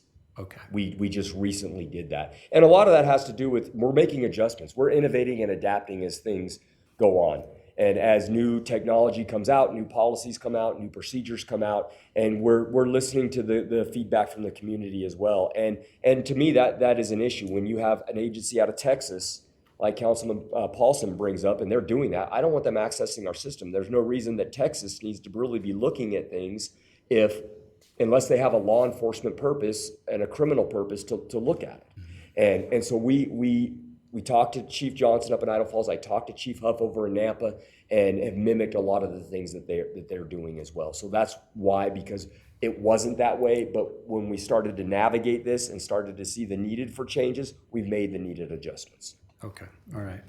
And we haven't had this system only a year, so it's continually we're making adjustments. Okay. Another question I have is about the vendor access, so Flock's access. The contract that we signed in December of '24 indicates that Pocatello owns the data, but the live data is hosted in cloud infrastructure through Flock, correct? And Flock has certain contractual rights to access and use it.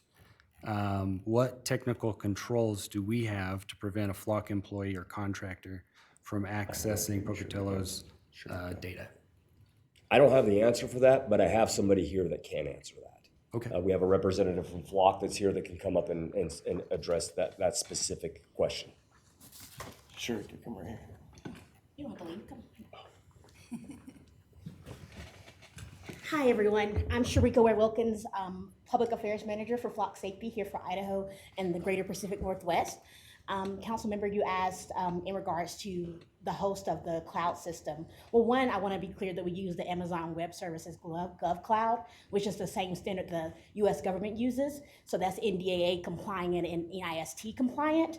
As far as our access to the system, this is for employees that are CJIS compliant. So I've never accessed the system from my standpoint, and these are only updates for this, technical updates for the system to keep it functioning. The contract states that we're using that to, so like for example, for someone can go in, update software to make sure things are still functioning properly, to make sure we're providing the best LPR software.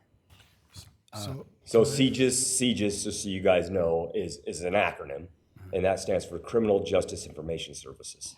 Right, and those are the folks that we have internally that are able to go into the system and support and update the system. And I think you also asked what support systems are in place. We're happy to do a written attestment to identify who those folks are. We have our systems in place where if you sign a NDA, you can go in and see what that log looks like as well. So I'm wondering if it's okay, Council President Mangum, just a couple follow-ups with this. Anytime a Flock employee, or what was the acronym? CJIS compliant employee. Anytime one of them were to access the system and have access to Pocatello data, there's an audit trail for that, correct? Right, that's on our back end. Okay. And that's something that you can do. And it's just for, and again, it's just something contractual to keep the system updated. The same way you have for an iOS update for your phone, and you have like your iPhone and it just updates for you. It's the same thing as far as that kind of system. It's how technology companies operate. And so when we do our audits, is that part of the audit, is being able to, and maybe I'm confused here. So when we say that the 30 days loses the data, right? The data of the actual reads is gone, but the keystrokes of officers being on there is always kept, right? So when we're doing audits, and we provided you with examples of the audits that we're doing, when we're doing those audits, we're making sure that the people that are on there are the appropriate ones that have been trained, right? Sworn law enforcement or dispatch, and that they're accessing it for the appropriate reason, that they're giving a cause and a report number, and that there isn't any errors or mistakes or any misuse. And so I guess my question is, does that apply also to any Flock employee that could potentially access Pocatello data? Do we, or is that, I mean, I assume. So the transparency portal, and I'm sure you guys will talk about that a little bit later. The transparency portal is not for the CJIS compliant employees at Flock. It's tracking what's happening within the agency. So no, we do not have an active log where you guys are actively watching to see what the technical analyst in the back end is doing to the system. But it's about updating the system, not necessarily going to the system and looking at individual license plates and things of that nature. So I guess to put it simply, is there any possible way a Flock employee can access Pocatello data that we've collected? The contract to do contractual obligated things that you guys have, that your team and our team legally have obliged to. So not anything outside of what you guys have already contractually agreed to. And I had questions about that because in the contract, it says that Flock can share our data with a third party, and there were certain criteria. But I'll be honest with you, reading it, it seemed a little bit open-ended. It said like, essentially in case of an emergency, and that there are times where in Flock's view, they determine if our data can be shared with a third party. And so I would like to know, what is the criteria? How does Flock decide, okay, this constitutes an emergency and Pocatello's data can now be shared with a third party or another law enforcement agency? Did you have a follow-up to that one? Let's answer that one first. Okay, I and didn't know then it was we'll gonna be go the on. same continuation. That's a good question, council member. So you might be referring to, like, in the event that we get a subpoena for the information, is that what you're referring to? That was one of the times it said, but there were, do you have it there, Brent? Not that I don't have the contract right in front of me, but I can try and find it real quick. But there was a list of specific times where Flock can share our data with a third party, a subpoena being one of them, but there were some more open-ended. Like the evidence policy as well? I'll pull it up real quick. Okay, So I would love Let's to. go on, we're going to Nichols while. Okay, so related question. Okay, So our contract says, and I want to read this, customer grants Flock a non-exclusive, irrevocable, worldwide, royalty-free license to use customer-generated data for the purposes of providing Flock services. That's one of the most open-ended things I think I've ever read. And what does that mean? so this is like, for example, with our system, this is like one of the components of like the machine learning. So for us to be able to provide LPR technology, we have to keep being in a situation where we are pulling an aggregate data of system to be able to improve ours. So it's a difference. So when we're pulling information for Pocatello, we are not pulling Pocatello's information specifically. We are taking all the metadata, which is what attaches it to a location and a time, to be able to improve the difference in us identifying a Toyota Camry versus a Toyota, whatever other option it is, you know, just so we can continue to improve the technology so we can provide the best system in place. Now, if there is different language that you, like, for example, every city has the right, and we want to make sure that we oblige by whatever standards that you guys would like to have here. We're always happy to have different contract amendments if you want to change that language, but that is the standard operating procedure so that we can continue to provide the best services. That's not what this says, though. This says customer-generated data, which would be our information here, for the purposes of providing Flock services. It's an aggregate data. It's not the. It doesn't say that. But I'm communicating, like, the customer data is pulled out. So I can even, what I would do is, as a follow-up council member, let me send over the exact language to you and we'll sign a written attachment to that. Because I think I'm not communicating the best way possible. So I guess what I'm trying to say is that we're not pulling, like the only way we engage with customer data in the individual sense is to manage, within contractual obligations, to manage the system. Other than that, everything is an aggregate data system where we're not pulling any individual characteristics off the system. So it's not identified to Pocatello, it's not identified to Caldwell, it's pulled away from that. So I think I would just want to get more clarity about that and kind of But what you're talking about, you have a whole other section here, 4.3, that talks about that, the anonymized data. This is in its whole independent paragraph. Well, I'm not looking at your specific contract, so let me pull that up. It's under 4.2, customer-generated data. Under our terms and conditions, or is your specific contract? It's on page 30. I believe it's part of the contract, data use and licensing, and then customer-generated data. The information that they have is the contract that was signed. The contract, yeah. Right, which is be under the same. So, one more time for the question. Are you asking me about, which question, can you repeat the question just so I'm on the same page? Well, I guess I just want to know what that paragraph actually means. 4.3? 4.3, well, portion of 4.3. 4.2. Yeah, excuse me, 4.2. For the purposes of providing flock services.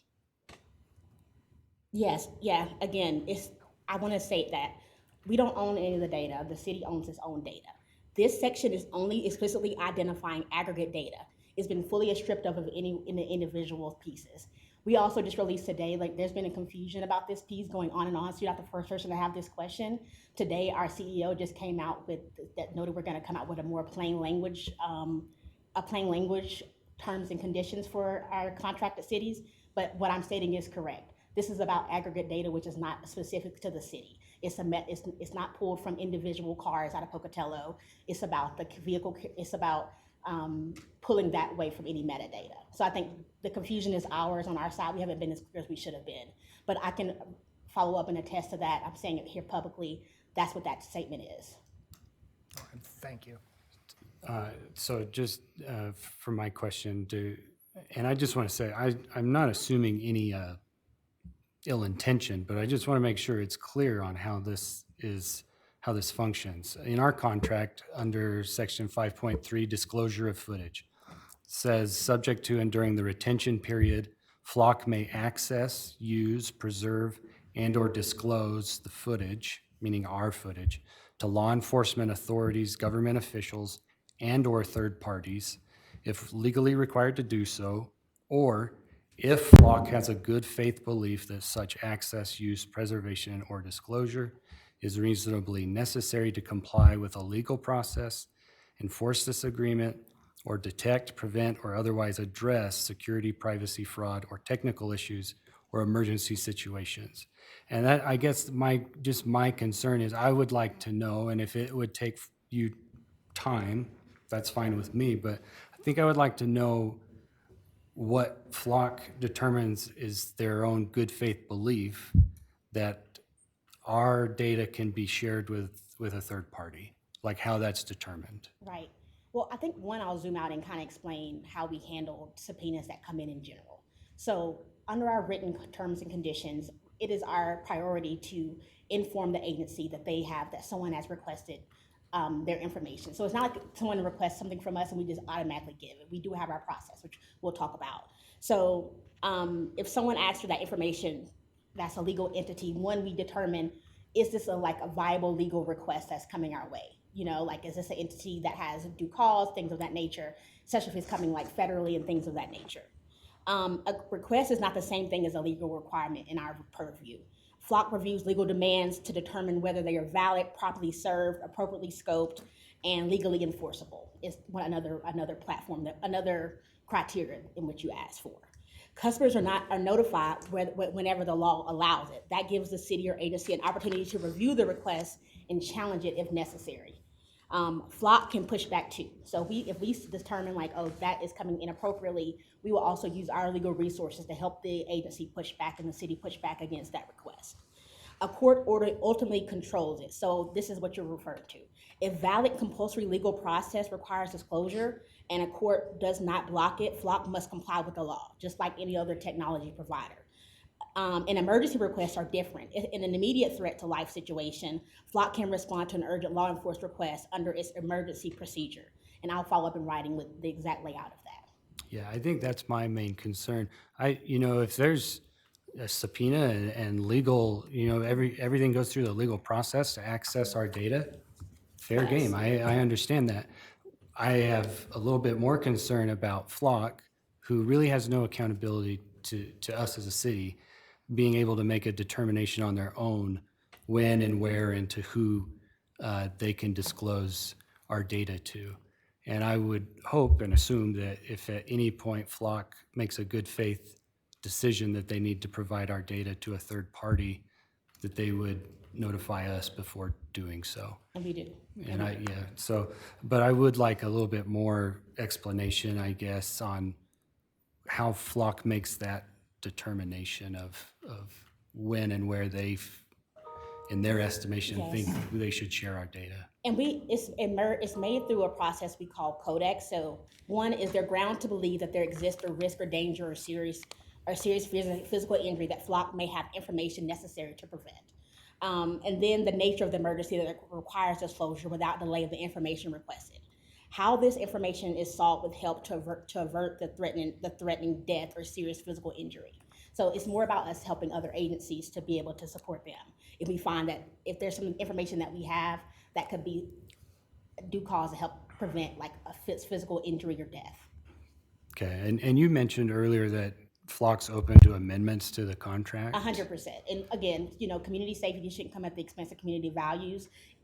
Every city is different. They operate different. You want different things. We're always down to do a written attestament to something, draft something differently. There's no two contracts are made the same, and we've been working with the department, and they're committed to continue doing so. If the council finds that they want something to be look and feel different. Yeah, I would prefer that this contract be amended where Flock can't disclose our footage without the city's express permission. Okay. Yeah, period, I guess, yeah. So, I mean, that's something I would like us to work through and see. Obviously in the context of obviously outside of subpoena that we have. I think if there's a legal requirement, that's a different story. But I just it's uncomfortable to me where Flock says you can have a good faith belief and then provide data to a third party based on your own determination. It's the city's data, and if it's going to be shared with a third party, the city should have. So to kind of frame that in a context that I could understand, like at the White House, there was that shooting, and the suspect was actually out of Idaho Falls. But that would be something where the Secret Service would contact us and say, hey, this guy might be traveling through can you check the Flock cameras? And instead of going to Flock and asking Flock, they route that through us rather than routing it through Flock. Is that what I'm hearing? Yeah, that's what I'm saying. Okay. We should, anytime our data is shared outside of and that is our standard, but it's supposed to be in extreme circumstances, but I hear you saying you don't want that in there. And that makes sense to us. Yeah, happy to do so. I'll talk with my legal team. Okay. Thank you. So you'd already kind of talked about this, but employees with access. So can any employee in Flock, whether you, someone in a corporate office, or even the CEO, look at what's happening on the Flock cameras? Because last year in Georgia, when Flock employees were watching children play gymnastics, can that happen here even though they're not facing gymnastics here? You're referring to the DeKalb Community Center. The CAP Center had a specific contract with, not even a contract with us, a specific agreement with us where they had asked us to do so. So that's a little bit different. But in regards to, no, not every employee can just have access. I've never seen it, and I won't be able to see it because I'm not a CJIS compliant employee. I don't have that above my pay grade, I guess is the easier way to say it. So to answer that question is no. And that's why like when you guys come to the police department, you need an escort into the building because we are CJIS compliant. The people that are there that have access are CJIS, they have to be CJIS compliant, or they have to go through a vetting process, some type of vetting process. That like I can go over anywhere on the city side, but you can't do the same thing on the police department. That's because of some of the data that's up on the screens with our Spillman computer system, some of the forensic investigations that are going on. So that's when you're talking CJIS compliant, it really narrows down the scope of who can do it. And I can tell you, it measures every keystroke with our Spillman computer system. When we've had other agencies access that, and it's like, well, why is this person looking at it? We can go and look and see the date, time they logged on, and what exactly they searched, and then deal with that specific instance. And the CJIS has nothing to do with Flock per se. We've been CJIS compliant for and that's gonna my entire career. And that's gonna be within, if we went with Motorola or Recor or Packet Talk or any of those groups, they're all gonna have to have those same CJIS requirements. I think we jumped you ahead in your presentation. Yeah, that's all right. We're anticipating that. We're gonna go all around and we'll get through it. We wanted to talk about training and access. So each Pocatello employee is sworn and dispatched. Before they can access the system, they need to be trained. So they receive training, and that we keep track of who has access. A good example, if someone retires, we make sure to immediately close their access, right? If they're no longer employed with the city of Pocatello at the Pocatello Police Department. Each time a search is made, they have to have a reason and a report number beginning with that search. We do have department policy, which we provided for you, that we follow, and our officers do a great job of following that policy. I just know of an officer the other day, a citizen said, hey, I know you have flock cameras, I want you to search for this, and they said, no, that's not within my policy, and that's not within state law, and I'm not going to do it, right? Just because you're asking, we're gonna follow our policy, so we appreciate that. We also, in our policy, it references the state law, and we follow the state law and making sure that we're reviewing that. It's actually changed a couple times in the last 2 years, so, and I'm sure it'll continue to change. We've completed several audits, which we provide for you. We want to make sure that we're monitoring those, and moving forward, we're going to monitor those and do audits on a quarterly basis, and making sure that everything is being handled appropriately.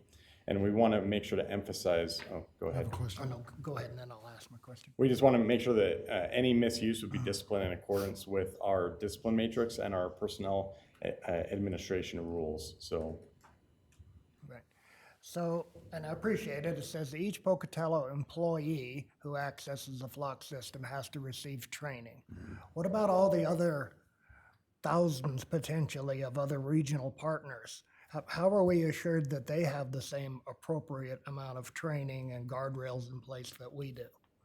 Yeah, I can take this. So we have a system called Flock Academy, in which we do certificates with different, and a whole system through our customer success team, in which we train officers. So we have put a lot of energy and resources behind to make sure that folks have Flock Academy trainings, and before an agency engages with them, they can see what certificates they have in their systems and things of the like. So that's our way of training folks to make sure they know how the system works. And to make sure that we've received training beforehand, we make sure that people review the department policy, review state law, right? And then we're also talking about going forward and making sure that we're putting more safeguards in reference to before other agencies search our cameras, that we're making sure that it's for specific reasons that fall within our policy. Captain Barchi, in those audits, regional partners, everything they do inside the system is included in that audit, right? It's not simply an audit of Pocatello officers, is that correct? Correct, we're pulling from both. Okay. So we're making sure that our officers are handling their searches appropriately, and then we're keeping all of the data information in reference to those audits in that time frame, and we're putting it into our system. Okay. And I thank you for saying, I was going to ask if we could do the audits more often. I know state law says semi-annually, but I think quarterly is much better. When we do an audit, do we just take a sample of searches, or are we literally looking at everything that's done in the system? We're looking at everything that our officers are doing and making sure that they're in compliance, and then. Is the question, is it a sample or the exact audit trail? Well, when we're now going to do quarterly audits, but when we do our semi-annual audits, are we just taking basically like a sample of searches in the system and auditing that we have all the correct documentation for everything we're doing? Or are we looking at every single access and search in the system and making sure that it followed procedure? Yeah, both. So we're keeping the larger data, right, of all the searches and how many times the cameras read in all those vehicles, right? So we're keeping all the larger data, and then we're also researching the officers, right, and their searches and the why, and adding the report number and all that kind of stuff. Yeah, because I mean, the concern obviously is that we have someone that could be misusing the system, but if we're just taking a sample, they could not be caught possibly. Yeah. I'll give you an example of one of the audits where the officer, it was a narcotics investigation and they didn't put the reason in. We caught that and went, hey, you didn't put a reason in why you're searching. He goes, well, I was doing a dope investigation. Okay, then you need to put narcotics in. We caught that and got that problem fixed. So it's something, and we decided to do more audits than what the state required anyway. So I'm the same train of thought. I didn't think semi-annually was good enough, so that's why we're doing quarterly. And we noticed an uptick at Flock of the misuse cases. We released our one of our audit assistant tools maybe 14 weeks ago. Just this morning, actually, we are now making it mandatory for everything to have a reason for the search. Before it was up to each city to decide. Now we're making it mandatory, and the same now every agency can decide if they would like to make case number mandatory as well, and you can decide that. And we're already there. We already did that. And I'm gonna get the elephant out of the room here on this last bullet point. What happened in Jerome with the sheriff there disgusts me, because that person violated the trust and compromised the trust of the community by doing what he did. Now, ultimately, he was decertified as a police officer, and the AG's office did an investigation on it. Where they're at with that, I don't know, but they were called in to do that. And I would tell you that that would be the case here. If somebody were to misuse it in a case like that, we would have to put them through the process like we did. But if it came to my desk and that information was the same, I can tell you this, that they would no longer work for the city of Pocatello, and I would turn it over to POST, Idaho Peace Officer Standards and Training, for a decertification hearing. And can I make one more point, Council? I was just going to note that also in the terms of misuse, we now also have a feature where if there's a case, if we have been flagging misuse and it goes to the system admin, but now it will kick you out the system for an admin to review it. And then you might be asking, like, what happens if an admin is the one misusing it? Well, most systems have multiple admin usage, so it would just be another admin person to be able to identify that misusage. So we're trying to respond. How does Flock calculate a misuse? So this is like maybe someone that is searching the same thing several times, or there's not a direct cause for the case. You know, so like someone that's maybe, you can identify someone that's tracking something over and over without any tangible caseload or reason for search. Or just something that looks off. And so the council knows, for our system, we have a crime analyst that is, we've had several people do these audits. Our crime analyst is doing the audit, but we also have administrators, right? Approximately about 6 that are over. And so there's checks and balances as far as administrators go for these audits. So each Pocatello employee who has access, so all officers do not have access. Is that what we're saying? In order to get access, it's sworn officers or dispatch, and they have to receive training. And they don't get access until they receive that training. And Mary has it, right? And crime analyst and the crime analyst. And they have to receive training, and they have to know department policy and state law. And at this time, how many officers have training approximately? All of them. All sworn have received the training, yes. Okay. Yeah, I've received the training, but I'll tell you what, you know how many times I've accessed the system? Twice. 0. I got no reason to, we have no reason to search it. If I did, I would have to have a criminal reason. I would need some help to get on the system probably because I don't use it. I read the audits, I look at the audits, I deal with the administrative end of it. But as far as my investigative days, those are behind me, and I go out and work patrol every once in a while, but I'm not accessing the system because I don't have a reason to. But we're in 100% compliance. Yes. We show a picture of that. Yeah, That's the next slide. So this is more for Flock. So I've been reading about Flock Nova. So an investigation last year found that Flock Nova's back-end code includes a category labeled dark data with fields for social security numbers, credit card numbers, and crypto wallet identifiers that can be consolidated into one identity. Is that happening with Pocatello's data to essentially build a profile on every person with the data that you're collecting? Do you guys have Nova? No.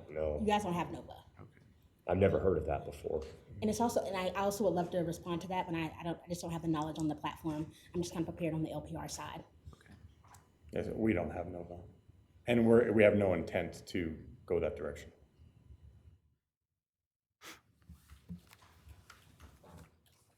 So we wanted to give you a shot. So this is what a license plate reader looks like. So ours come with that, they come with a battery pack, but they also have a solar charge there for you. And then this is actually a read. So if this is one of our canine vehicles, right? And we wanted to show you this is, if I searched up, hey, this is a hit and run vehicle and the plate is PPD 344, right? This is what is gonna show up in the system. You can see it's the back of the vehicle. It gives you the location, date, timestamp, the plate, And then we can take this, make a PDF and attach it to Spillman and make sure we're keeping it for court records. So every time, so you got one angle here from one camera. If that same vehicle passed 4 different cameras, would it pull up all 4 of those images within that 30-day span? Or is it just gonna give you the one, or? Yeah, so, because, technology is great, but then sometimes it's not great, right? So it will give you some errors, but it'll give you a bunch of reads. You can kind of timestamp it. You can say, hey, I want anything from the last hour. Or I want anything from the last 12 hours, right? So if I say I want anything from the last hour and this is the read it gives me that it passed 1 license plate reader, then I'll get that. If it passed a couple, then I might get a couple different views. All right. We talked about who we share with. And so I'll talk about our transparency portal just a little bit. I don't know if you've had the opportunity to get on our transparency portal. We're really proud of it. We want to make sure that the community has access to it and that we're as transparent as possible. We appreciate Flock for their assistance with this. This is what it looks like when you get on. So you just go to the city website, right? Go citypocatello.gov. On the police department page, there's actually a spot there, automated license plate reader, ALPR program. You hit it, it goes on about our program, where we got it. It has state law, it has our policy, it has some successes, it has you can hyperlink into some recent success story or how many reads we had, some other things like that. So if you haven't had a chance, that's our transparency portal, and we'll continue to update it as we have successes or other things. We wanted to also talk a little bit about recent successes that we've had with Flock. A couple examples. In the media, recently we had a 71-year-old male that was touching a girl, and he was arrested for sexual abuse of a child under 16. Flock was instrumental in locating and arresting him. There was a 13-year-old female who was entered into NCIC, that database that we talked about. She was an endangered runaway. Flock helped us locate her, right, and get her back to her family. We also had, we had a dementia patient that left in the middle of the night, and Flock assisted in finding him, and we ended up locating him in Nevada. Some things that we wanted to highlight with Skylar Mead. I don't know if you remember who that is, but Skylar Mead escaped from the hospital in Boise, and he went on a little bit of a rampage. He left. He actually came through Pocatello. We didn't have license plate readers at the time, but then he went through Twin Falls. They did have license plate readers, and they assisted in catching him and getting him back in custody. And then the chief wanted to talk about. So everybody remembers the Brian Korberger incident. My daughter was just recently graduated from the University of Montana and was in a sorority up there, living right off of campus. And this case really hit home for me and for Idaho State University and the entire region. I was getting phone calls on the regular about that. We were getting tips about a white Elantra, but we didn't have any further information on that. If Moscow Police Department would have had license plate readers up there, they would have been able to clearly identify that vehicle and have an arrest probably within 24 to 48 hours and clearly identify who that was.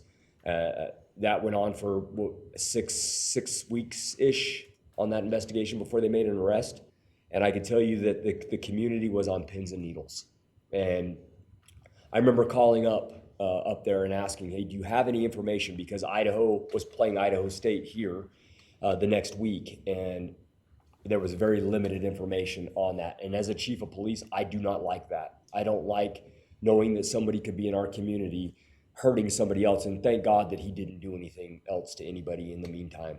But instances like that, or if you want to make it more local, we had that incident, the Kohler case over on McKinley, when she was stabbed to death. And luckily, these people couldn't keep their mouth shut on social media, and that's how we caught them. But if we would have had license plate readers, it would have helped track who it was and when it was. We knew the route that they took, but we didn't know anything other than that. and it would have helped with that case and several other cases that you can think of. Like anything else, they're a tool. There's over 800,000 police officers in the country at 18,000 different agencies. I can control what's here with our policies and procedures, and now with the new information from Flock today, we can restrict what other agencies look at ours, and we can really button that down. I understand the public's concern about the things that have been brought up. I think there's a lot of misinformation out there about what license plate readers do. I know Flock has been the one that people have done, but really this conversation is more about license plate readers and the technology that it is. We will continue to innovate and adapt with information as it comes, and if council wants more information, we will gladly provide you with more information. If there's contract changes that you want to make, please let us know what those are, and we can get that feedback to Flock, work with legal to make those needed changes, or if there needs to be an addendum. We are more than open to do that. This is a great tool that's used to catch a lot of different people that, when somebody's car gets hit, it's like, who hit my car? Because now my premiums are going up, my insurance is going up, because generally we don't find those people. This has helped us do simple things like catching hit and run suspects to help victims out, and that's what we're in the business of doing. And with that, we'll stand for any other questions. Councilwoman. What's the annual cost of this system? So we currently we have 2 contracts. It's a total $120,000 Annually? annually. Annually, okay. Yes. I'm gonna bring up maybe some thoughts that I don't think have been presented yet. When I knew this discussion was coming up, my interest is in data here. And so particularly the total impact of Flock and similar systems nationally, locally. I don't think we have enough time behind us to get this kind of data, but Flock has been around since 2020 in terms of its, I think, what we might generally call a significant application. And so one of the things I was curious about is do Flock systems over time deter crime, increase warrants, increase arrests, and increase prosecutions? And what classes of crime are those numbers largest in? And for purposes of my AI query, I focused on violent crime and crimes against children. And so I looked and I said, are there any national studies, local studies, state studies, not performed by Flock, but from outside academic entities? And so, number one, they're not that many. Number two, the data that I found in my hour or so of cruising around the web on this is that the most clear benefit to Flock in a community is a reduction or a solving of or impact on vehicle crimes. So hit and runs, stolen vehicles, right? Okay, so my first maybe request or I guess it's a request, and this is certainly some work I'm willing to do as well, is find where are the academic studies that have measured the success of Flock and therefore allow us to examine the trade-offs of Flock. Because we have a community, or members of the community, not everyone in the community, who is very uncomfortable with Flock as a level of general surveillance. And I'm not personally, it doesn't really bother me very much, but I understand why other folks are disturbed by that. I think it's been certainly proven that Flock is legal. I mean, there's case law stating that this is legal in the United States to do this, but just because something is legal doesn't mean it's always right or for the community, or that the community has an appetite to use equipment like Flock. So my primary question is, with Flock, are we getting enough crime prevention and or arrests and prosecutions to justify, one, some of the public's distaste for this level of surveillance, and two, the money that we spend on it. So any money we spend in law enforcement or any money we spend in the city on any particular application is going to come at an opportunity cost. That's 110,000, did you say? 20,000 that we're not using to hire another officer. That's 120,000 that we're not using on training. It's 120,000 we're not using on adding more traffic cameras. So are there incidents where Flock has resulted in the resolution of serious crimes, of which I think and most of us have the most interest in, crimes against children, violent crime, to justify the public distaste for this and the money that we spend on it? So these are the questions that I'm grappling with myself in terms of my interest in continuing Flock services within the city. The other thing I want to add here that I think is worth noting, and God help me, I'm going to say data center, but there is a public backlash against AI and against surveillance in general. People are really tired of having tech billionaires understand every move they make on the internet. And I think to some extension, the backlash that you're seeing against Flock in this community and in others is not because they're against solving crime per se, but this is it's a protest against big tech running and looking at our lives. And so I just want that to be clear that that is a separate issue from a community saying, no, we don't want to solve these crimes. Or no, it isn't important to have as much data as we can and force multiply our police department. But I think at the core of it, you have to understand that that is a very visceral, non-objective reaction that's having a big effect on this discussion here today. So I've got some. Go ahead. So there's three organizations that we pull data from a lot of times for stats like that. License plate readers are still fairly new, so it's I don't know if I can find that, but FBI National Academy is one of the organizations. PERF is another police organization, and IACP, the International Association of Chiefs of Police. Those are some places that I can start to dig to see if I can find information, and if I do, I will send it to you. Yeah, and I think I just want to make the point that as we look at the data available about the efficacy and the results of Flock systems, it's really important to me that we particularly focus on non-law enforcement, non-Flock academic investigations of this, because I think there is at least some out there. Those three organizations are not associated with Flock. I understand, but they're law enforcement. They are a law enforcement organization. I don't know where I would go to. And I did say earlier, I'm willing to go dig a little bit deeper too on the academic side of this, but that'd be great. Most of that is it's not so much in the detail, but in my appetite for data on this. Thanks. I have a comment too, because I listened to everything you said and played it over my head. Like, I don't know how you measure the 120,000 that we spend and people being upset about Flock when, because you talk about the crimes against children, and we just arrested this 71-year-old, for sexually touching a 16-year-old.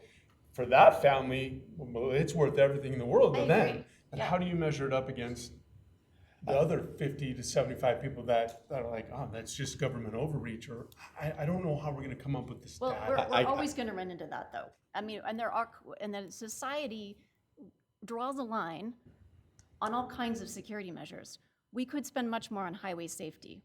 We don't. I mean, at some point, we set a budget for highway safety and say, this is what we're willing to spend, and these are the accidents and the deaths that we're willing to accept, because we're not willing to spend an indefinite twice as much as we do now on highway safety or seatbelt enforcement or whatever it might be. So I understand your point. And yes, in any given situation, if it was my kid, would it be worth $120,000 to me? Damn right it would be. Yeah. Right? But I don't think that logic can be applied indefinitely when we're talking about public spending. So I agree with what you're saying. My questions are Pocatello Central. Not so long ago, Chief, you gave us some stats on crime rates within the city of Pocatello and then a few other cities, and showing us where we've increased and where we've decreased. I'd like to see where Flock is assisting you specifically in the city of Pocatello to solve some of these crimes. And I'd like the categories also: violent crimes, crimes against children, hit and runs, so on and so forth. I can't control what is going on in Seattle or DC or anywhere else, but here in the city of Pocatello, I'd like to know if we're getting a bang for our buck and if it's actually worthwhile. I think that solving a crime, if you can pull that slide back up, the one before, right there. This one? So I would imagine that each one of these was related to Flock in some way. A license plate was, and we didn't find the person's face because the 71-year-old man, we found his car. It's important to remember that it's a tool helping in reference to the investigation. Right. And Flock helped us in reference to these first three. Right, and so that's where I would like to see is what are those stats here in our area specifically, because you don't necessarily go to a school or to any investigators to get those numbers. You can get those because you guys are doing the work every day, and so we should be able to get some kind of number to say this is how many predators we've stopped. This is how many drug dealers we've stopped. This is so on and so forth, and this is what it led to. It's not lost on me the fact that we're the gate city, and within 2.5, 3 hours, you can be in another state in almost any direction. And there's a lot of trafficking that goes on throughout this area: drugs, sex trafficking, exploited and missing children. There's all kinds of stuff, and I want us to be as responsible as possible in defending those who are not defendable, right? Or who don't defend themselves, children and those who are the weaker, I guess, right? Or we who don't carry guns on a daily basis. And I think that it's important that we keep our city drug-free. Not that all drugs are gonna, disappear, but to make a valiant effort at being a drug-free community. So those stats would be excellent to have, to understand what in the city of Pocatello is Flock assisting with. Not that we just have cameras out there. And I think that would help with the transparency. I have some answers for your questions. Well, just to tag along with what both Council President Mangum and Councilmember Swanson have said, like one question I have and what I think would help both the public and especially us as council as we regularly review this contract is if on the transparency portal, I don't know if this is appropriate or possible, but if we could include, since implementing it, stats such as how many criminal investigations have been material assisted, how many stolen vehicles have been recovered, how many wanted persons have been arrested, how many missing or endangered people have been located, how many hit and run cases have been solved, or how many other cases have been materially advanced because of Flock. And I think if we could have those numbers front and center, not just for council, but for the public as well on the transparency portal, I think that's a lot of what, I don't want to speak for Councilmember Swanson or Council President Mangum, but I think that is really what would be helpful is a measure of effectiveness for Flock. I understand Flock is not a silver bullet. It's not solving these crimes on its own, but it's assisting. Yes. And so I'd like to see, I think we'd all appreciate knowing what that effectiveness is. And it's a thank you, council member. I just want to note that is a requirement in the state of Washington based off their law. So we have audit assistant tools that can help the department do that without being a bigger, burden on the department. Awesome. So you're saying, and we're going to go to Councilmember Nichols right after this. You're saying that those stats that we're requesting can be added into the system as it is. I don't know if I can put it on the transparency portal, but it can be on the audit log. which is Okay. on the transparency portal. So yes, because you're basically, the state of Washington requires that agencies identify how many of different, to your point, of different crimes that are happening and categorizing those things. Okay. So Thank you. that's something that we can help and assist the agency with. Thank you. Councilmember Nichols.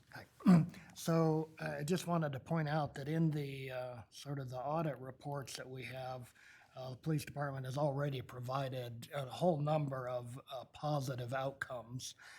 But I wanted to know, it says examples of positive outcomes. Are these just a few, or is this sort of an exhaustive list of how effective these cameras have been?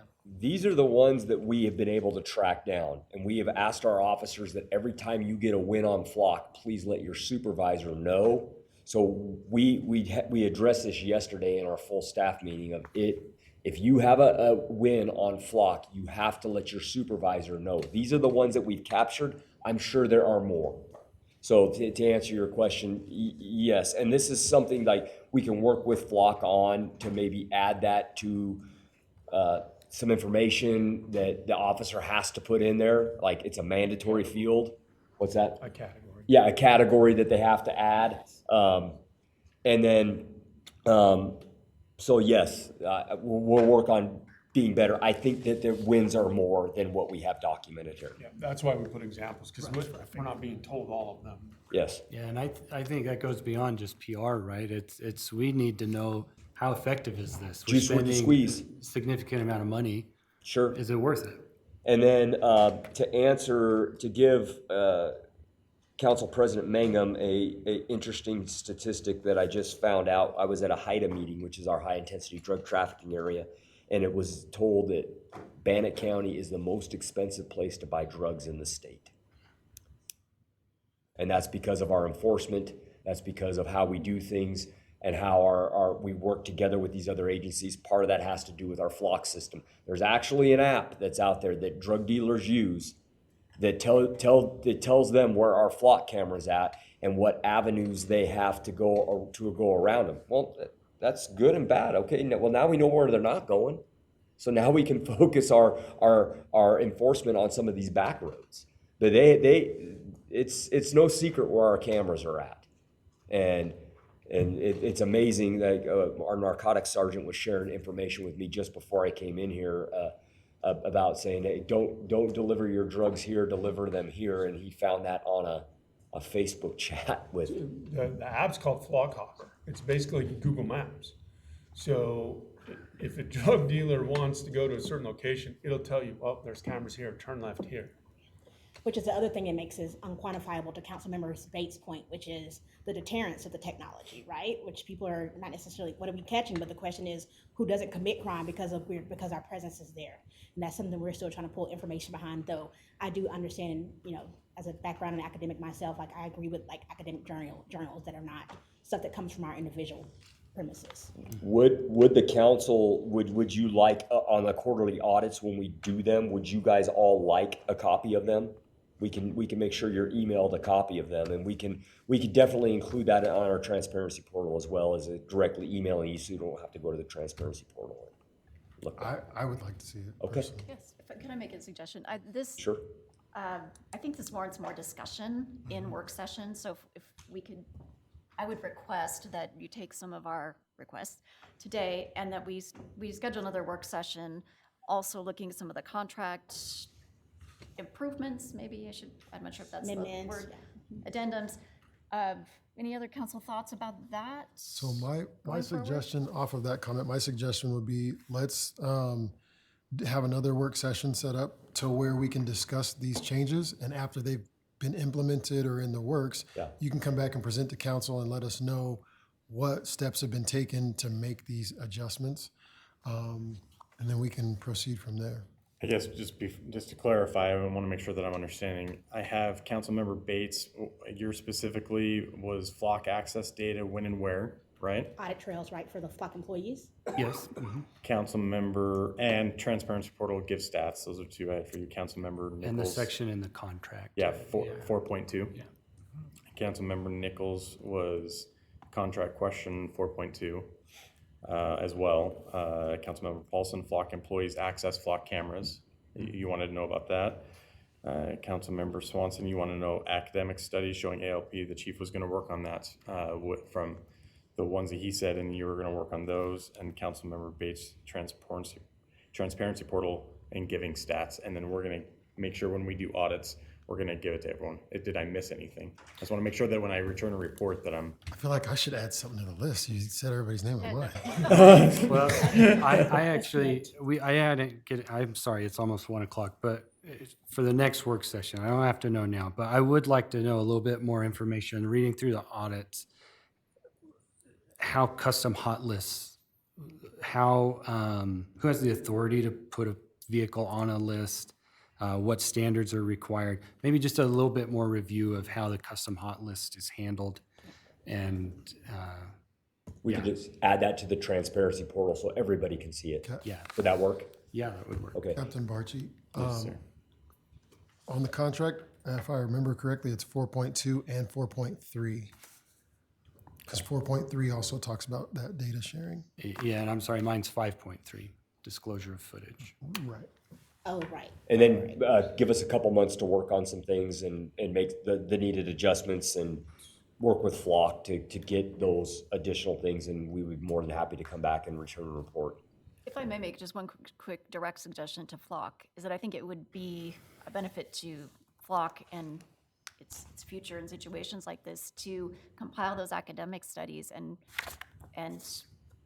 be willing to present them and share them and references to an audience like this. Agreed. Is the main point, I agree with that. It's just that not many of them exist yet. I get that, Yeah. but those that do, and as they come online, I think it would be very helpful. Thank you for that suggestion, Councilmember. And just so you know, Sharika doesn't live here.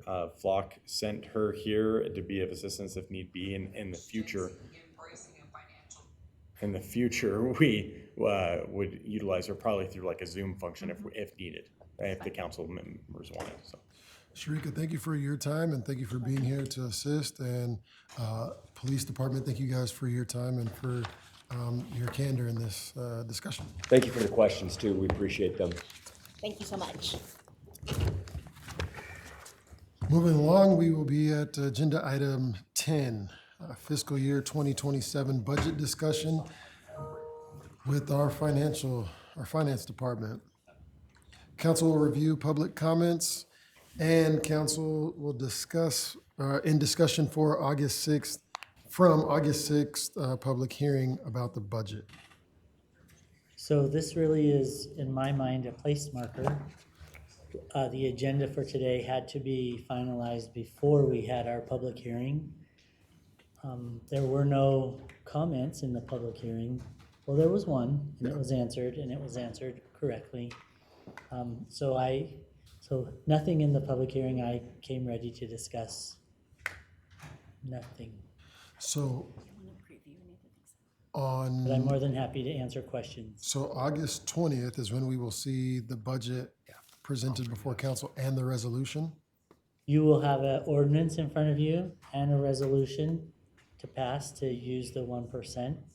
The ordinance is the budget, the appropriation ordinance. Okay.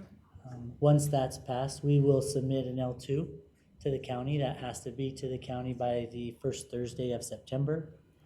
And everything gets finalized. I don't think people realize this because it feels final right now. It feels final on the 20th, but it doesn't get finalized until in November with all the players, the county and the city.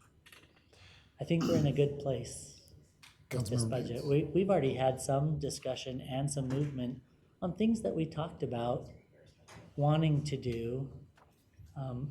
With the mayor not here, I hate to spill all the beans, but there's things coming and you'll be happy. So Rich, along those lines, that's what I think it's a big part of this budget discussion was there are some changes, I think, as council we want to see going forward. And so one of those was the salary savings, how we're going to handle those moving forward. And then I think we had talked about having essentially like monthly budget discussions. Is there a way we can get that on a future work session agenda? You bet. Okay. I'm sure we can. Yeah. The meetings I've discussed with the mayor, we've gone back and forth on monthly or quarterly. Mhm. And I don't really have an issue with either way. I think you and the mayor, you guys with the mayor need to decide that. And the best time to get you maybe a final number on salary savings would be October, because September would be finalized and we could tell you exactly what it was and then go forward with a plan. Yeah, On and how to, I think part of that salary savings discussion is, I really feel like that's something that maybe needs to, I'm not comfortable with it just being a kind of unwritten rule of, okay, this is now how we're gonna handle salary savings going forward. I think it needs to be maybe a broader discussion of our city financial policies. Okay. And how we kind of write into our policy how we're gonna handle salary savings.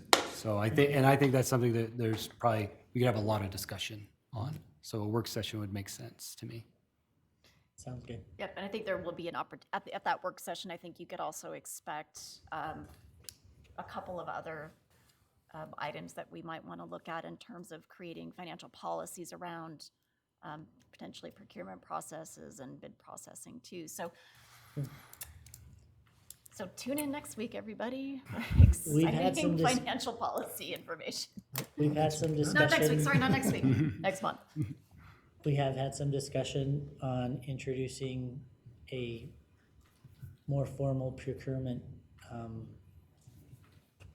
policy here at the city. We have a quote from Central Square to add that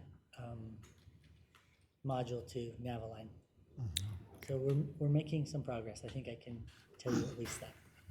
So on the topic of the 2027 budget, we're good. We're just coming back next week for our ordinance and resolution Correct. to approve that or not. And can you remind me the total number?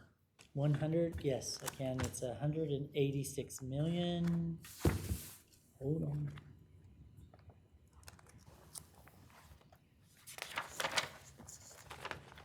$186,698,374 is what we've published. All right. So it will probably be a smidgen under that, because remember, we published. Because we that went up a one. little higher. Yeah. But that's the published number. Okay. Any other questions, council, on the budget? All right. Thank you, sir.